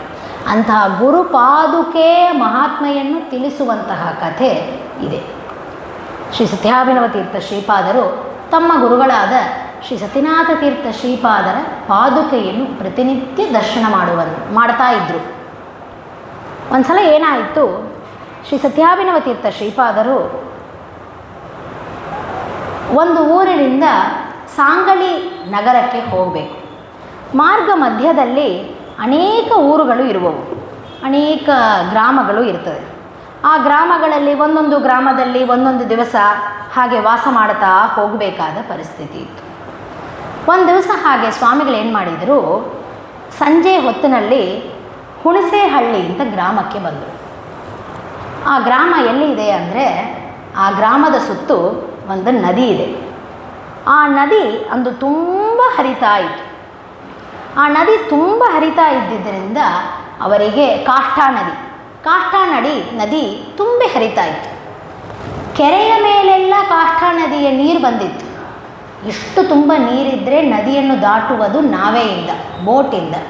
ಆದ್ದರಿಂದ ಬೆಳಿಗ್ಗೆದ್ದು ಒಬ್ಬರೊಬ್ಬರಾಗಿ ಎಷ್ಟು ಶಿಷ್ಯವೃಂದ ಸಾಮಗ್ರಿಯನ್ನು ತಗೊಂಡು ನದಿ ದಾಟುವುದು ಕಷ್ಟ ಅಂತ ಎಲ್ಲ ಪೂಜೆ ಸಾಮಗ್ರಿಯನ್ನು ಹಾಗೂ ಶಿಷ್ಯರನ್ನು ಆ ನಾವೆಯಲ್ಲಿ ಕೂಡಿಸಿ ಸಂಜೆಗೆ ನದಿಯನ್ನು ದಾಟಿಸಿಬಿಟ್ರು ಶ್ರೀ ಸತ್ಯಾಭಿನವ ತೀರ್ಥ ಶ್ರೀಪಾದರು. ತಾವು 2-3 ಜನ ಶಿಷ್ಯರು ರಾಮದೇವರ ಪೆಟ್ಟಿಗೆ ಇಷ್ಟು ಮಾತ್ರ ಇಟ್ಟುಕೊಂಡು ಹುಣಸೇಹಳ್ಳಿಯಲ್ಲಿ ಉಳಿದುಕೊಂಡರು. ರಾತ್ರಿ ಅಲ್ಲೇ ಮಲಗಿದರು. ಬೆಳಿಗ್ಗೆದ್ದು ತಾವು ನದಿ ದಾಟಿ ನದಿಯಲ್ಲಿ ಸ್ನಾನ ಮಾಡಿ, ಅವಗಾಹನ ಸ್ನಾನ ಮಾಡಿ ಆ ಪ್ರದೇಶದಲ್ಲಿ ಇದ್ದ ಊರಿಗೆ ಹೋಗಬೇಕು ಅಂತ ಅಂದ್ಕೊತಾ ಇದ್ದರು. ಆವಾಗ ಗೊತ್ತಾಗ್ತದೆ, ಯಾವ ಶಿಷ್ಯರುಗಳೆಲ್ಲರೂ ನದಿಯನ್ನು ದಾಟಿ ಹೋದರೂ ಅವರು ಆ ರಾಯಬಾಗ್ ಊರಿಗೆ ಹೋಗದೆ, ಅಲ್ಲಿ ಇರದೆ, ಸ್ವಾಮಿಗಳು ಬರೋ ಹೊತ್ತಿಗೆ ಸಂಜೆ ಆಗ್ತದೆ, ಇನ್ನು ಮುಂದೆ ಪ್ರಯಾಣವನ್ನು ಒರೆಸಿಬಿಡೋಣ ಅಂತ ಮುಂದೆ ಹೋಗಿದ್ದಾರೆ. ಆ ಊರಿನಲ್ಲಿ ಇಲ್ಲೇ ಇಲ್ಲ. ಸರಿಯಾಗಿ ಅದೇ ಸಮಯಕ್ಕೆ ಕಾರ್ಮೋಡಗಳು, ಕಪ್ಪು ಮೋಡಗಳು, ಮಳೆ ಬರಲು ಶುರುವಾಯಿತು. ಎಂಥ ಮಳೆ ಅಂದರೆ ಮೊಣಕಾಲಿನ ತನಕ ಕೆಸರು. ಹಾಗೇ ಶ್ರಮ ಪಟ್ಟುಕೊಂತ ಆ ರಾಯಬಾಗ್ ಆ ಊರಿಗೆ ಹೋದರು ಸ್ವಾಮಿಗಳು. ಊರಿಗೆ ಹೋದರೆ ಆ ಊರಿನಲ್ಲಿ ಯಾರೂ ಸ್ವಾಮಿಗಳನ್ನು ಸ್ವಾಗತ ಮಾಡಲೇ ಇಲ್ಲ. ನಮ್ಮ ಮಧ್ವ ಮತದ ಜನಗಳು ತುಂಬಿ ಇರುವಂತಹ ಊರದು, ವೈಷ್ಣವರು ತುಂಬಿ ಇದ್ದಂತಹ ಊರು. ಸ್ವಾಮಿಗಳು ಬಂದರೆ ಬಾ ಅಂತ ಕರೆದಿಲ್ಲ ಯಾರು. ಸ್ವಾಮಿಗಳು ಮಾರ್ಕೆಟ್ ರಾಸ್ತೆಯಲ್ಲಿ, ಅಂಗಡಿಗಳಿರುವ ರಾಸ್ತೆಯಲ್ಲಿ ನಡೆದು ಬರ್ತಾರೆ. ಆ ರಾಸ್ತೆಯಲ್ಲಿ ಸ್ವಾಮಿಗಳು ನಡೆದು ಬರ್ತಾ ಇದ್ದರೂ ಅಂಗಡಿಯಲ್ಲಿ ಇದ್ದ ನಮ್ಮ ಜನ ಮಧ್ವರೇ, ವೈಷ್ಣವರೇ ಎಷ್ಟೋ ಜನ ಅಲ್ಲಿ ಕೂತು ಬಾಯಲ್ಲಿ ಅಡಿಕೆ ಹಾಕೊತಾ ಕೂತಿರ್ತಾರೆ. ಯಾರೂ ಎದ್ದು ಬಂದು ಸ್ವಾಮಿಗಳನ್ನು ಮಾತಾಡಿಸಿಲ್ಲ. ಹೀಗೆ ಯಾಕಾಯಿತು ಅಂತ ಸ್ವಾಮಿಗಳಿಗೆ ಆಶ್ಚರ್ಯ. ಸ್ವಾಮಿಗಳು ಎಲ್ಲಾದರೂ ಇಳಿದುಕೊಳ್ಬೇಕಲ್ಲ. ಆಗ ತಮ್ಮ ಶಿಷ್ಯರೊಬ್ಬರು ರಘುನಾಥಾಚಾರ್ಯರಂತ, ಆ ರಘುನಾಥಾಚಾರ್ಯರನ್ನು ಕಳಿಸಿ, ನೋಡಪ್ಪ, ಇಲ್ಲಿ ಶ್ರೀಮಠದ ಒಬ್ಬ ಸಮರ್ಥ ಶಿಷ್ಯರಿದ್ದಾರೆ, ಅವರ ಹೆಸರು ನೃಹರಿ ನಾಯಕರು. ಆ ಶಿಷ್ಯರ ಮನೆಗೆ ಹೋಗಿ ನಮಗೆ ಸ್ಥಳ ಬೇಕು ಅಂತ ಕೇಳುವಂತ ಸ್ವಾಮಿಗಳು ಅವರ ಮನೆ ದ್ವಾರದಲ್ಲಿ ನಿಂತು ಆ ಶಿಷ್ಯನನ್ನು ಕಳಿಸ್ತಾರೆ. ಶಿಷ್ಯ ಹೋಗಿ ಬಾಗಿಲು ಬಡದೆ ಅಂದು ಆ ನೃಹರಿ ನಾಯಕರು ಆ ಮನೆಯಲ್ಲಿ ಇರುವುದೇ ಇಲ್ಲ, ಅವರು ಗ್ರಾಮಾಂತರಕ್ಕೆ ಹೋಗ್ಬಿಟ್ಟಿರ್ತಾರೆ. ಅವರ ಮಗ ಬರ್ತಾನೆ, ಯುವಕ. ಅವನು ಬಂದು ಹೇಳ್ತಾನೆ, ಮಗ, ಸ್ವಾಮಿ ನಮ್ಮಲ್ಲಿ ಸ್ಥಳ ಅವಕಾಶ ಅಷ್ಟಿಲ್ಲ, ಸಣ್ಣ ಮನೆ, ನಿಮಗೆ ಬೇರೆ ಕಡೆ ಅವಕಾಶ ಮಾಡ್ತೀನಿ, ಅಷ್ಟರ ತನಕ ಈ ಮೂಲೆಯಲ್ಲಿ ಕೂತಿರ್ರಿ ಅಂತ ಒಂದು ಕೋಣೆಯನ್ನು ತೋರಿಸ್ತಾನೆ ಆ ನೃಹರಿ ನಾಯಕರ ಮಗ. ಕಸ ಗುಡಿಸಿರಲ್ಲ ಕೋಣೆಯಲ್ಲಿ, ಅಲ್ಲಿ ಸ್ವಾಮಿಗಳು ವಾಸ ಮಾಡ್ತಾ ಇರ್ತಾರೆ. ಈ ಮಗ ಹೋಗಿ ಬೇರೆ ಎಲ್ಲಿ ಜಾಗ ಇದೆ ಅಂತ ಹುಡುಕಿ ತಿರುಗಿ ಬರೋ ಹೊತ್ತಿಗೆ ರಾತ್ರಿ 7 ಗಂಟೆ ಆಗಿರ್ತದೆ. ಪೂಜೆ ಪ್ರಾರಂಭವಾಗುವ ಸಮಯ. ಪೂಜೆ ಪ್ರಾರಂಭವಾಗುತ್ತದೆ. ಮಳಿ ಅಂಥ ಮಳಿ ಸುರಿತಾ ಇರ್ತದೆ. ಮಳೆಯ ಪ್ರಭಾವದಿಂದ ಆ ಊರಿನಲ್ಲಿದ್ದ ಶಿಷ್ಯರಿಗೆ ಸ್ವಾಮಿಗಳು ಈ ಊರಲ್ಲೇ ಉಳಿದಿರ್ತಾರೆ ಅಂತ ಗೊತ್ತಿದ್ದರೂ ಅವರಿಂದ ಬರಲಿಕ್ಕಾಗದೇ ಇದ್ದ ಪರಿಸ್ಥಿತಿ ಆಗೋಗ್ಬಿಟ್ಟಿರ್ತದೆ. ಅಂದು ರಾತ್ರಿ ಪೂಜೆ ಆಗ್ತದೆ. ಒಂದೇ ಪೀಠದಲ್ಲಿ ಎಲ್ಲ ಪ್ರತಿಮಾಗಳನ್ನಿಟ್ಟು ಪೂಜೆ. ತುಳಸಿ ಸಿಗುವುದಿಲ್ಲ ಸ್ವಾಮಿಗಳಿಗೆ, ಹೂವು ಸಿಗುವುದಿಲ್ಲ, ಹಣ್ಣು, ಒಂದು ತುಂಡು ಬೆಲ್ಲ ಸಿಗುವುದಿಲ್ಲ ಸ್ವಾಮಿಗಳಿಗೆ. ಹಾಗೆ ಪೂಜೆಯನ್ನು ಮುಗಿಸಿ ಎಲ್ಲ ಬ್ರಾಹ್ಮಣರು ತಮ್ಮ ಜೊತೆಗಿದ್ದ ಶಿಷ್ಯರೆಲ್ಲರೂ ಉಪವಾಸ ಇರ್ತಾರೆ. ಅಂದು ರಾತ್ರಿ ಮಲಗುತ್ತಾರೆ. ಯಾಕೆ ಹೀಗಾಯಿತು ಅಂತ ಆಲೋಚನೆ ಮಾಡಿದರೆ ಅಂದು ಅವರಿಗೆ ಗೊತ್ತಾಗ್ತದೆ. ಆವಾಗ ಗೊತ್ತಾಗ್ತದೆ, ನಾನು ನಿನ್ನೆ ಸಂಜೆ ಈ ಶಿಷ್ಯ ವೃಂದವನ್ನು ಕಳಿಸಿದಾಗ, ಅವರ ಜೊತೆ ಎಲ್ಲ ಸಾಮಗ್ರಿಯನ್ನು ಕಳಿಸಿದಾಗ ನಮ್ಮ ಗುರುಗಳ ಪಾದುಕೆ ಶ್ರೀ ಸತ್ಯನಾಥ ತೀರ್ಥ ಶ್ರೀಪಾದರ ಪಾದುಕೆಯನ್ನು ಅವರ ಜೊತೆಗೆ ಕಳಿಸಿಬಿಟ್ಟೆ. ಅವರು ಊರು ದಾಟಿ ಹೋಗ್ಬಿಟ್ಟಿದ್ದರು. ಇಂದು ಬೆಳಿಗ್ಗೆ ಎದ್ದಾಗಿಂದ ಆ ಪಾದುಕೆಗಳ ಸಂದರ್ಶನ ಆಗಲಿಲ್ಲ ನನಗೆ. ಅದರಿಂದ ಇಂದು ನನಗೆ ಈ ಕಷ್ಟ ಬರ್ತಾ ಇದೆ. ಪ್ರತಿನಿತ್ಯ ಪಾದುಕೆಯ ದರ್ಶನದಿಂದಲೇ ನನಗೆ ಸಿಗುವ ಎಲ್ಲ ಮಂಗಳವು, ನನಗೆ ಸಿಗುವ ಗೌರವವು ನಮ್ಮ ಗುರುಗಳ ಪಾದುಕೆಯ ದರ್ಶನದಿಂದ. ಯನ್ಮಂಗಳಾನಾಂ ನಿಧಿರಸ್ಮಿ ನಿತ್ಯಂ ತತ್ಸ್ವಾಮಿನಾಂ ಪಾದುಕಯೋ ಪ್ರಭಾವೆ. ಅವರ ಪಾದುಕಾ ದರ್ಶನದ ಪ್ರಭಾವದಿಂದ ನನಗೆ ಎಲ್ಲ ಮಂಗಳವೂ ಸಿಗುವುವು. ಅಂಥದ್ದು ಇಂದು ಆ ಪಾದುಕೆಯ ದರ್ಶನವನ್ನು ನಾನು ಮಾಡಿಕೊಂಡಿಲ್ಲ. ಆ ಕಾರಣದಿಂದ ಇಂದು ನನಗೆ ಇಷ್ಟು ಕಷ್ಟ ಬಂದಿದೆ ಅಂತ ಪಾದುಕೆಯ ಸ್ಮರಣೆ ಮಾಡಿದರೂ ಆ ಕ್ಷಣದಲ್ಲಿ ನಿದ್ದೆ ಹತ್ತಿತ್ತು. ಆರಾಮಾಗಿ ನಿದ್ದೆ ಮಾಡಿದ್ದಾರೆ. ಜೊತೆಗಿದ್ದ ಶಿಷ್ಯರಿಗೆ ಹೇಳಿದರು, ಬೆಳಿಗ್ಗೆ ನಾನು ಕಣ್ಣು ತೆರೆದು ನೋಡುವಾಗ ನನ್ನ ಮುಂದೆ ಪಾದುಕೆಗಳು ಇರಬೇಕು ಅಂತ. ಆ ಶಿಷ್ಯ ಬೆಳಗ್ಗೆ ಸ್ವಾಮಿಗಳು ಹೇಳೋದಕ್ಕೂ ಮುಂಚೆ ಎದ್ದು ಆ ಪಾದುಕೆಗಳನ್ನು ತಂದು ಆ ಪಾದುಕೆಗಳನ್ನು ಸ್ವಾಮಿಗಳ ಹತ್ತಿರ ಇಟ್ಟಿದ್ದಾನೆ. ಸ್ವಾಮಿಗಳು ಬೆಳಿಗ್ಗೆದ್ದು ಪಾದುಕೆಗಳ ದರ್ಶನ ಮಾಡಿಕೊಂಡು ಹೊರಗೆ ಬಂದರೆ ಯಾವ ಊರಿನ ಜನ ಎದ್ದು ಬಂದು ಸ್ವಾಮಿಗಳನ್ನು ಮಾತಾಡಿಸಿಲ್ಲ, ಆ ಊರಿನ ಜನ ಎಲ್ಲ ವೈಭವದಿಂದ ಬಂದು ಸ್ವಾಮಿಗಳನ್ನು ಮಾತಾಡಿಸೋದು ಮಾತ್ರವಲ್ಲದೆ, ಸ್ವಾಮಿ ಇನ್ನೊಂದು ದಿವಸ ನೀವು ಈ ಊರಲ್ಲೇ ಇಳಿದುಕೋಬೇಕು. ಆ ಊರಿನಲ್ಲಿ ಒಬ್ಬ ವೈಷ್ಣವ ದ್ವೇಷಿ ಇದ್ದ. ಆ ದ್ವೇಷಿ ಮಾತನ್ನು ಹೇಳಿ ಕಳಿಸ್ತಾನೆ ಪತ್ರ ಬರೆದು, ಸ್ವಾಮಿ ನೀವು ಈ ಊರಲ್ಲೇ ಇನ್ನೊಂದು ದಿವಸ ಇಳಿದುಕೊಳ್ಳಿ, ಇಲ್ಲೇ ಪೂಜೆ ಆಗಬೇಕು, ಮುಂದೆ ಹೋಗಬೇಡಿ. ಯಾಕೆ? ಒಬ್ಬ ಮುಸ್ಲಿಂ ರಾಜ ಆಕ್ರಮಣ ಮಾಡೋದಕ್ಕೆ ಬಂದಿದ್ದಾನೆ ಅಲ್ಲಿ. ನೀವಲ್ಲಿ ಹೋದರೆ ಹೊಡೆದು ಪ್ರತಿಮೆಗಳನ್ನು ಅನೇಕ ಪದಾರ್ಥಗಳನ್ನು ತಗೊಂಡು ಹೋಗುವ ಸಂದರ್ಭ ಇರ್ತದೆ. ಆದ್ದರಿಂದ ನೀವು ಇಲ್ಲೇ ಇರ್ರಿ, ನಿಮ್ಮನ್ನು ಮುಂದಿನ ಊರಿಗೆ ಮುಟ್ಟಿಸುವ ಕಾರ್ಯವನ್ನು ನಾನು ಮಾಡುತ್ತೇನೆ ಅಂತ ಹೇಳಿ ಸ್ವಾಮಿಗಳನ್ನ ಅಲ್ಲಿ ಉಳಿದರು. ಅಂದಿನ ದಿವಸ ರಾಯಬಾಗ್ನಾಗೆ ಪೂಜೆ ಆಯಿತು. ಹಿಂದಿನ ದಿವಸ ತಮ್ಮ ಗುರುಗಳ ಪಾದುಕೆ ದರ್ಶನ ಆಗದಿದ್ದ ಕಾರಣದಿಂದ ಅವರಿಗೆ ಪೂಜೆಗೆ ತುಳಸಿಯೂ ಸಿಗದೇ ಇದ್ದರೆ ಮಾರನೇ ದಿವಸ ಆ ಪಾದುಕಾ ಬಂದು ಸೇರಿದರ ಪ್ರಭಾವ ಆ ಊರಿಗೆ ಪಾದುಕಾ ದರ್ಶನ, ತಮ್ಮ ಗುರುಗಳ ಪಾದುಕೆ ದರ್ಶನ ಮಾಡಿಕೊಂಡ ಪ್ರಭಾವ. ಏನು ವೈಭವ, ಏನು ವೈಭವ! 100 ಜನ ಊಟ ಅಂತು. ಎಲ್ಲ ಶಿಷ್ಯರು ಗಂಧವನ್ನು ಹಚ್ಚಿಕೊಂಡು, ಹಿಂದಿನ ದಿವಸ ಹೇಗೆ ಸೂರ್ಯನ ಗ್ರಹಣದ ಹೊತ್ತಿನಲ್ಲಿ ಸೂರ್ಯನನ್ನು ರಾಹು ಹಿಡಿದರೆ ಸೂರ್ಯ ಕಪ್ಪಾಗಿ ಕಾಣಿಸ್ತಾನೆ, ಬ್ರಾಹ್ಮಣರು ಹಾಗಿದ್ದರಂತೆ. ಊಟ ಇಲ್ಲದೆ ಬಾಡಿ ಹೋಗಿದ್ರಂತೆ. ಮಾರನೇ ದಿವಸ ಏನು ವೈಭವ ರಾಮದೇವರ ಪೂಜೆ, ಎಷ್ಟು ಪುಷ್ಪಗಳೇನು, ಹಣ್ಣೇನು, ಏನು ವೈಭವದಿಂದ ಪೂಜೆ ಆಗಿ ಊಟ ಆದರೆ ಬ್ರಾಹ್ಮಣರು ಗಂಧದ ಒಂದು ಬಣ್ಣದಿಂದ ಕೆಂಪಗ ಗ್ರಹಣ ಬಿಟ್ಟ ಸೂರ್ಯನಂತೆ ಕಾಣಿಸಿದರಂತೆ. ಹಾಗೆ ಆ ಬ್ರಾಹ್ಮಣರ ಊಟ ಹಾಗೂ ಅಂದಾದ ವೈಭವದಿಂದ ಸ್ವಾಮಿಗಳ ಸಂತೋಷದಿಂದ ಈ ಎಲ್ಲ ಮಂಗಳವು ನಮಗೆ ಸಿಕ್ಕಿದ ಎಲ್ಲ ಮಂಗಳವು ಜೀವನದಲ್ಲಿ ಏನೇನು ಆಗಿ ಬಂತೋ, ನಾವು ಚೆನ್ನಾಗಿದ್ದೀವಂದರೆ ಎಣ್ಮಂಗಳಾನಾಂ ನಿಧಿರಸ್ಮಿ ನಿತ್ಯಂ ತಸ್ವಾಮಿನಾಂ ಪಾದುಕಯೋಗ ಪ್ರಭಾವೇ, ಸ್ವಾಮಿಗಳ ಪಾದುಕಾ ಪ್ರಭಾವದಿಂದ, ಪಾದುಕಾ ದರ್ಶನ, ಪಾದುಕೆಯ ಪೂಜೆಯ ಪ್ರಭಾವದಿಂದ ಎಂದು ತಮ್ಮ ಗುರುಗಳ ಮಹಾತ್ಮ್ಯವನ್ನು, ತಮ್ಮ ಗುರುಗಳ ಪಾದುಕೆಯ ಮೇಲೆ ಭಕ್ತಿ ಮಾಡಿದರೆ ಎಷ್ಟು ಸಿಗಬಹುದು ಎನ್ನುವುದನ್ನು ತೋರಿಸಿಕೊಡ್ತಾ ಇದ್ದಾರೆ. ವಿಶೇಷವಾಗಿ ಇಲ್ಲಿ ಎಲ್ಲರೂ ಸಾಮಾನ್ಯ ದೊಡ್ಡವರೇ ಇದ್ದೀರಿ, ಆದರೂ ನಿಮ್ಮ ನಿಮ್ಮ ಮನೆಗಳಲ್ಲಿ ಸಣ್ಣ ಕೂಸಿದ್ರೆ, ಸಣ್ಣ ಹುಡುಗರಿದ್ದರೆ, ಯುವಕರಿದ್ದರೆ ಅವರೆಲ್ಲರಿಗೂ ಗುರುಗಳ ಮಹಾತ್ಮ್ಯವನ್ನು ಅತೀಂದ್ರಿಯವಾಗಿ ಏನು ಅನುಗ್ರಹ ಮಾಡುವ ಶಕ್ತಿ ಗುರುಗಳ ನಾಮಸ್ಮರಣೆಗಿದೆ, ಗುರು ಪಾದುಕಾ ದರ್ಶನಕ್ಕಿದೆ, ವೃಂದಾವನಗಳ ಪ್ರದಕ್ಷಿಣೆಗಿದೆ, ಅದನ್ನು ತಿಳಿಸಿ. ಮುಂದಿನವರು ಈ ಸಂಪ್ರದಾಯವನ್ನು, ನಮ್ಮ ಮಧ್ವ ಸಂಪ್ರದಾಯದಲ್ಲಿ ಗುರುಗಳಿಗೆ ಅನೇಕ ಉಪಚಾರಗಳನ್ನು, ಗುರುಗಳಿಗೆ ಅನೇಕ ಆರಾಧನೆಗಳನ್ನು ಮಾಡಿ ಬರುವ ಸಂಪ್ರದಾಯವಿದೆ. ಅದು ಕ್ರಮೇಣ ಕಡಿಮೆ ಆಗದಂತೆ ಉಳಿದುಕೊಳ್ಳುತ್ತದೆ. ಅಂಥ ಸಣ್ಣ ಹುಡುಗರಿಗೆ ಅವಶ್ಯವಾಗಿ ಈ ವಿಷಯಗಳನ್ನು ತಿಳಿಸಿ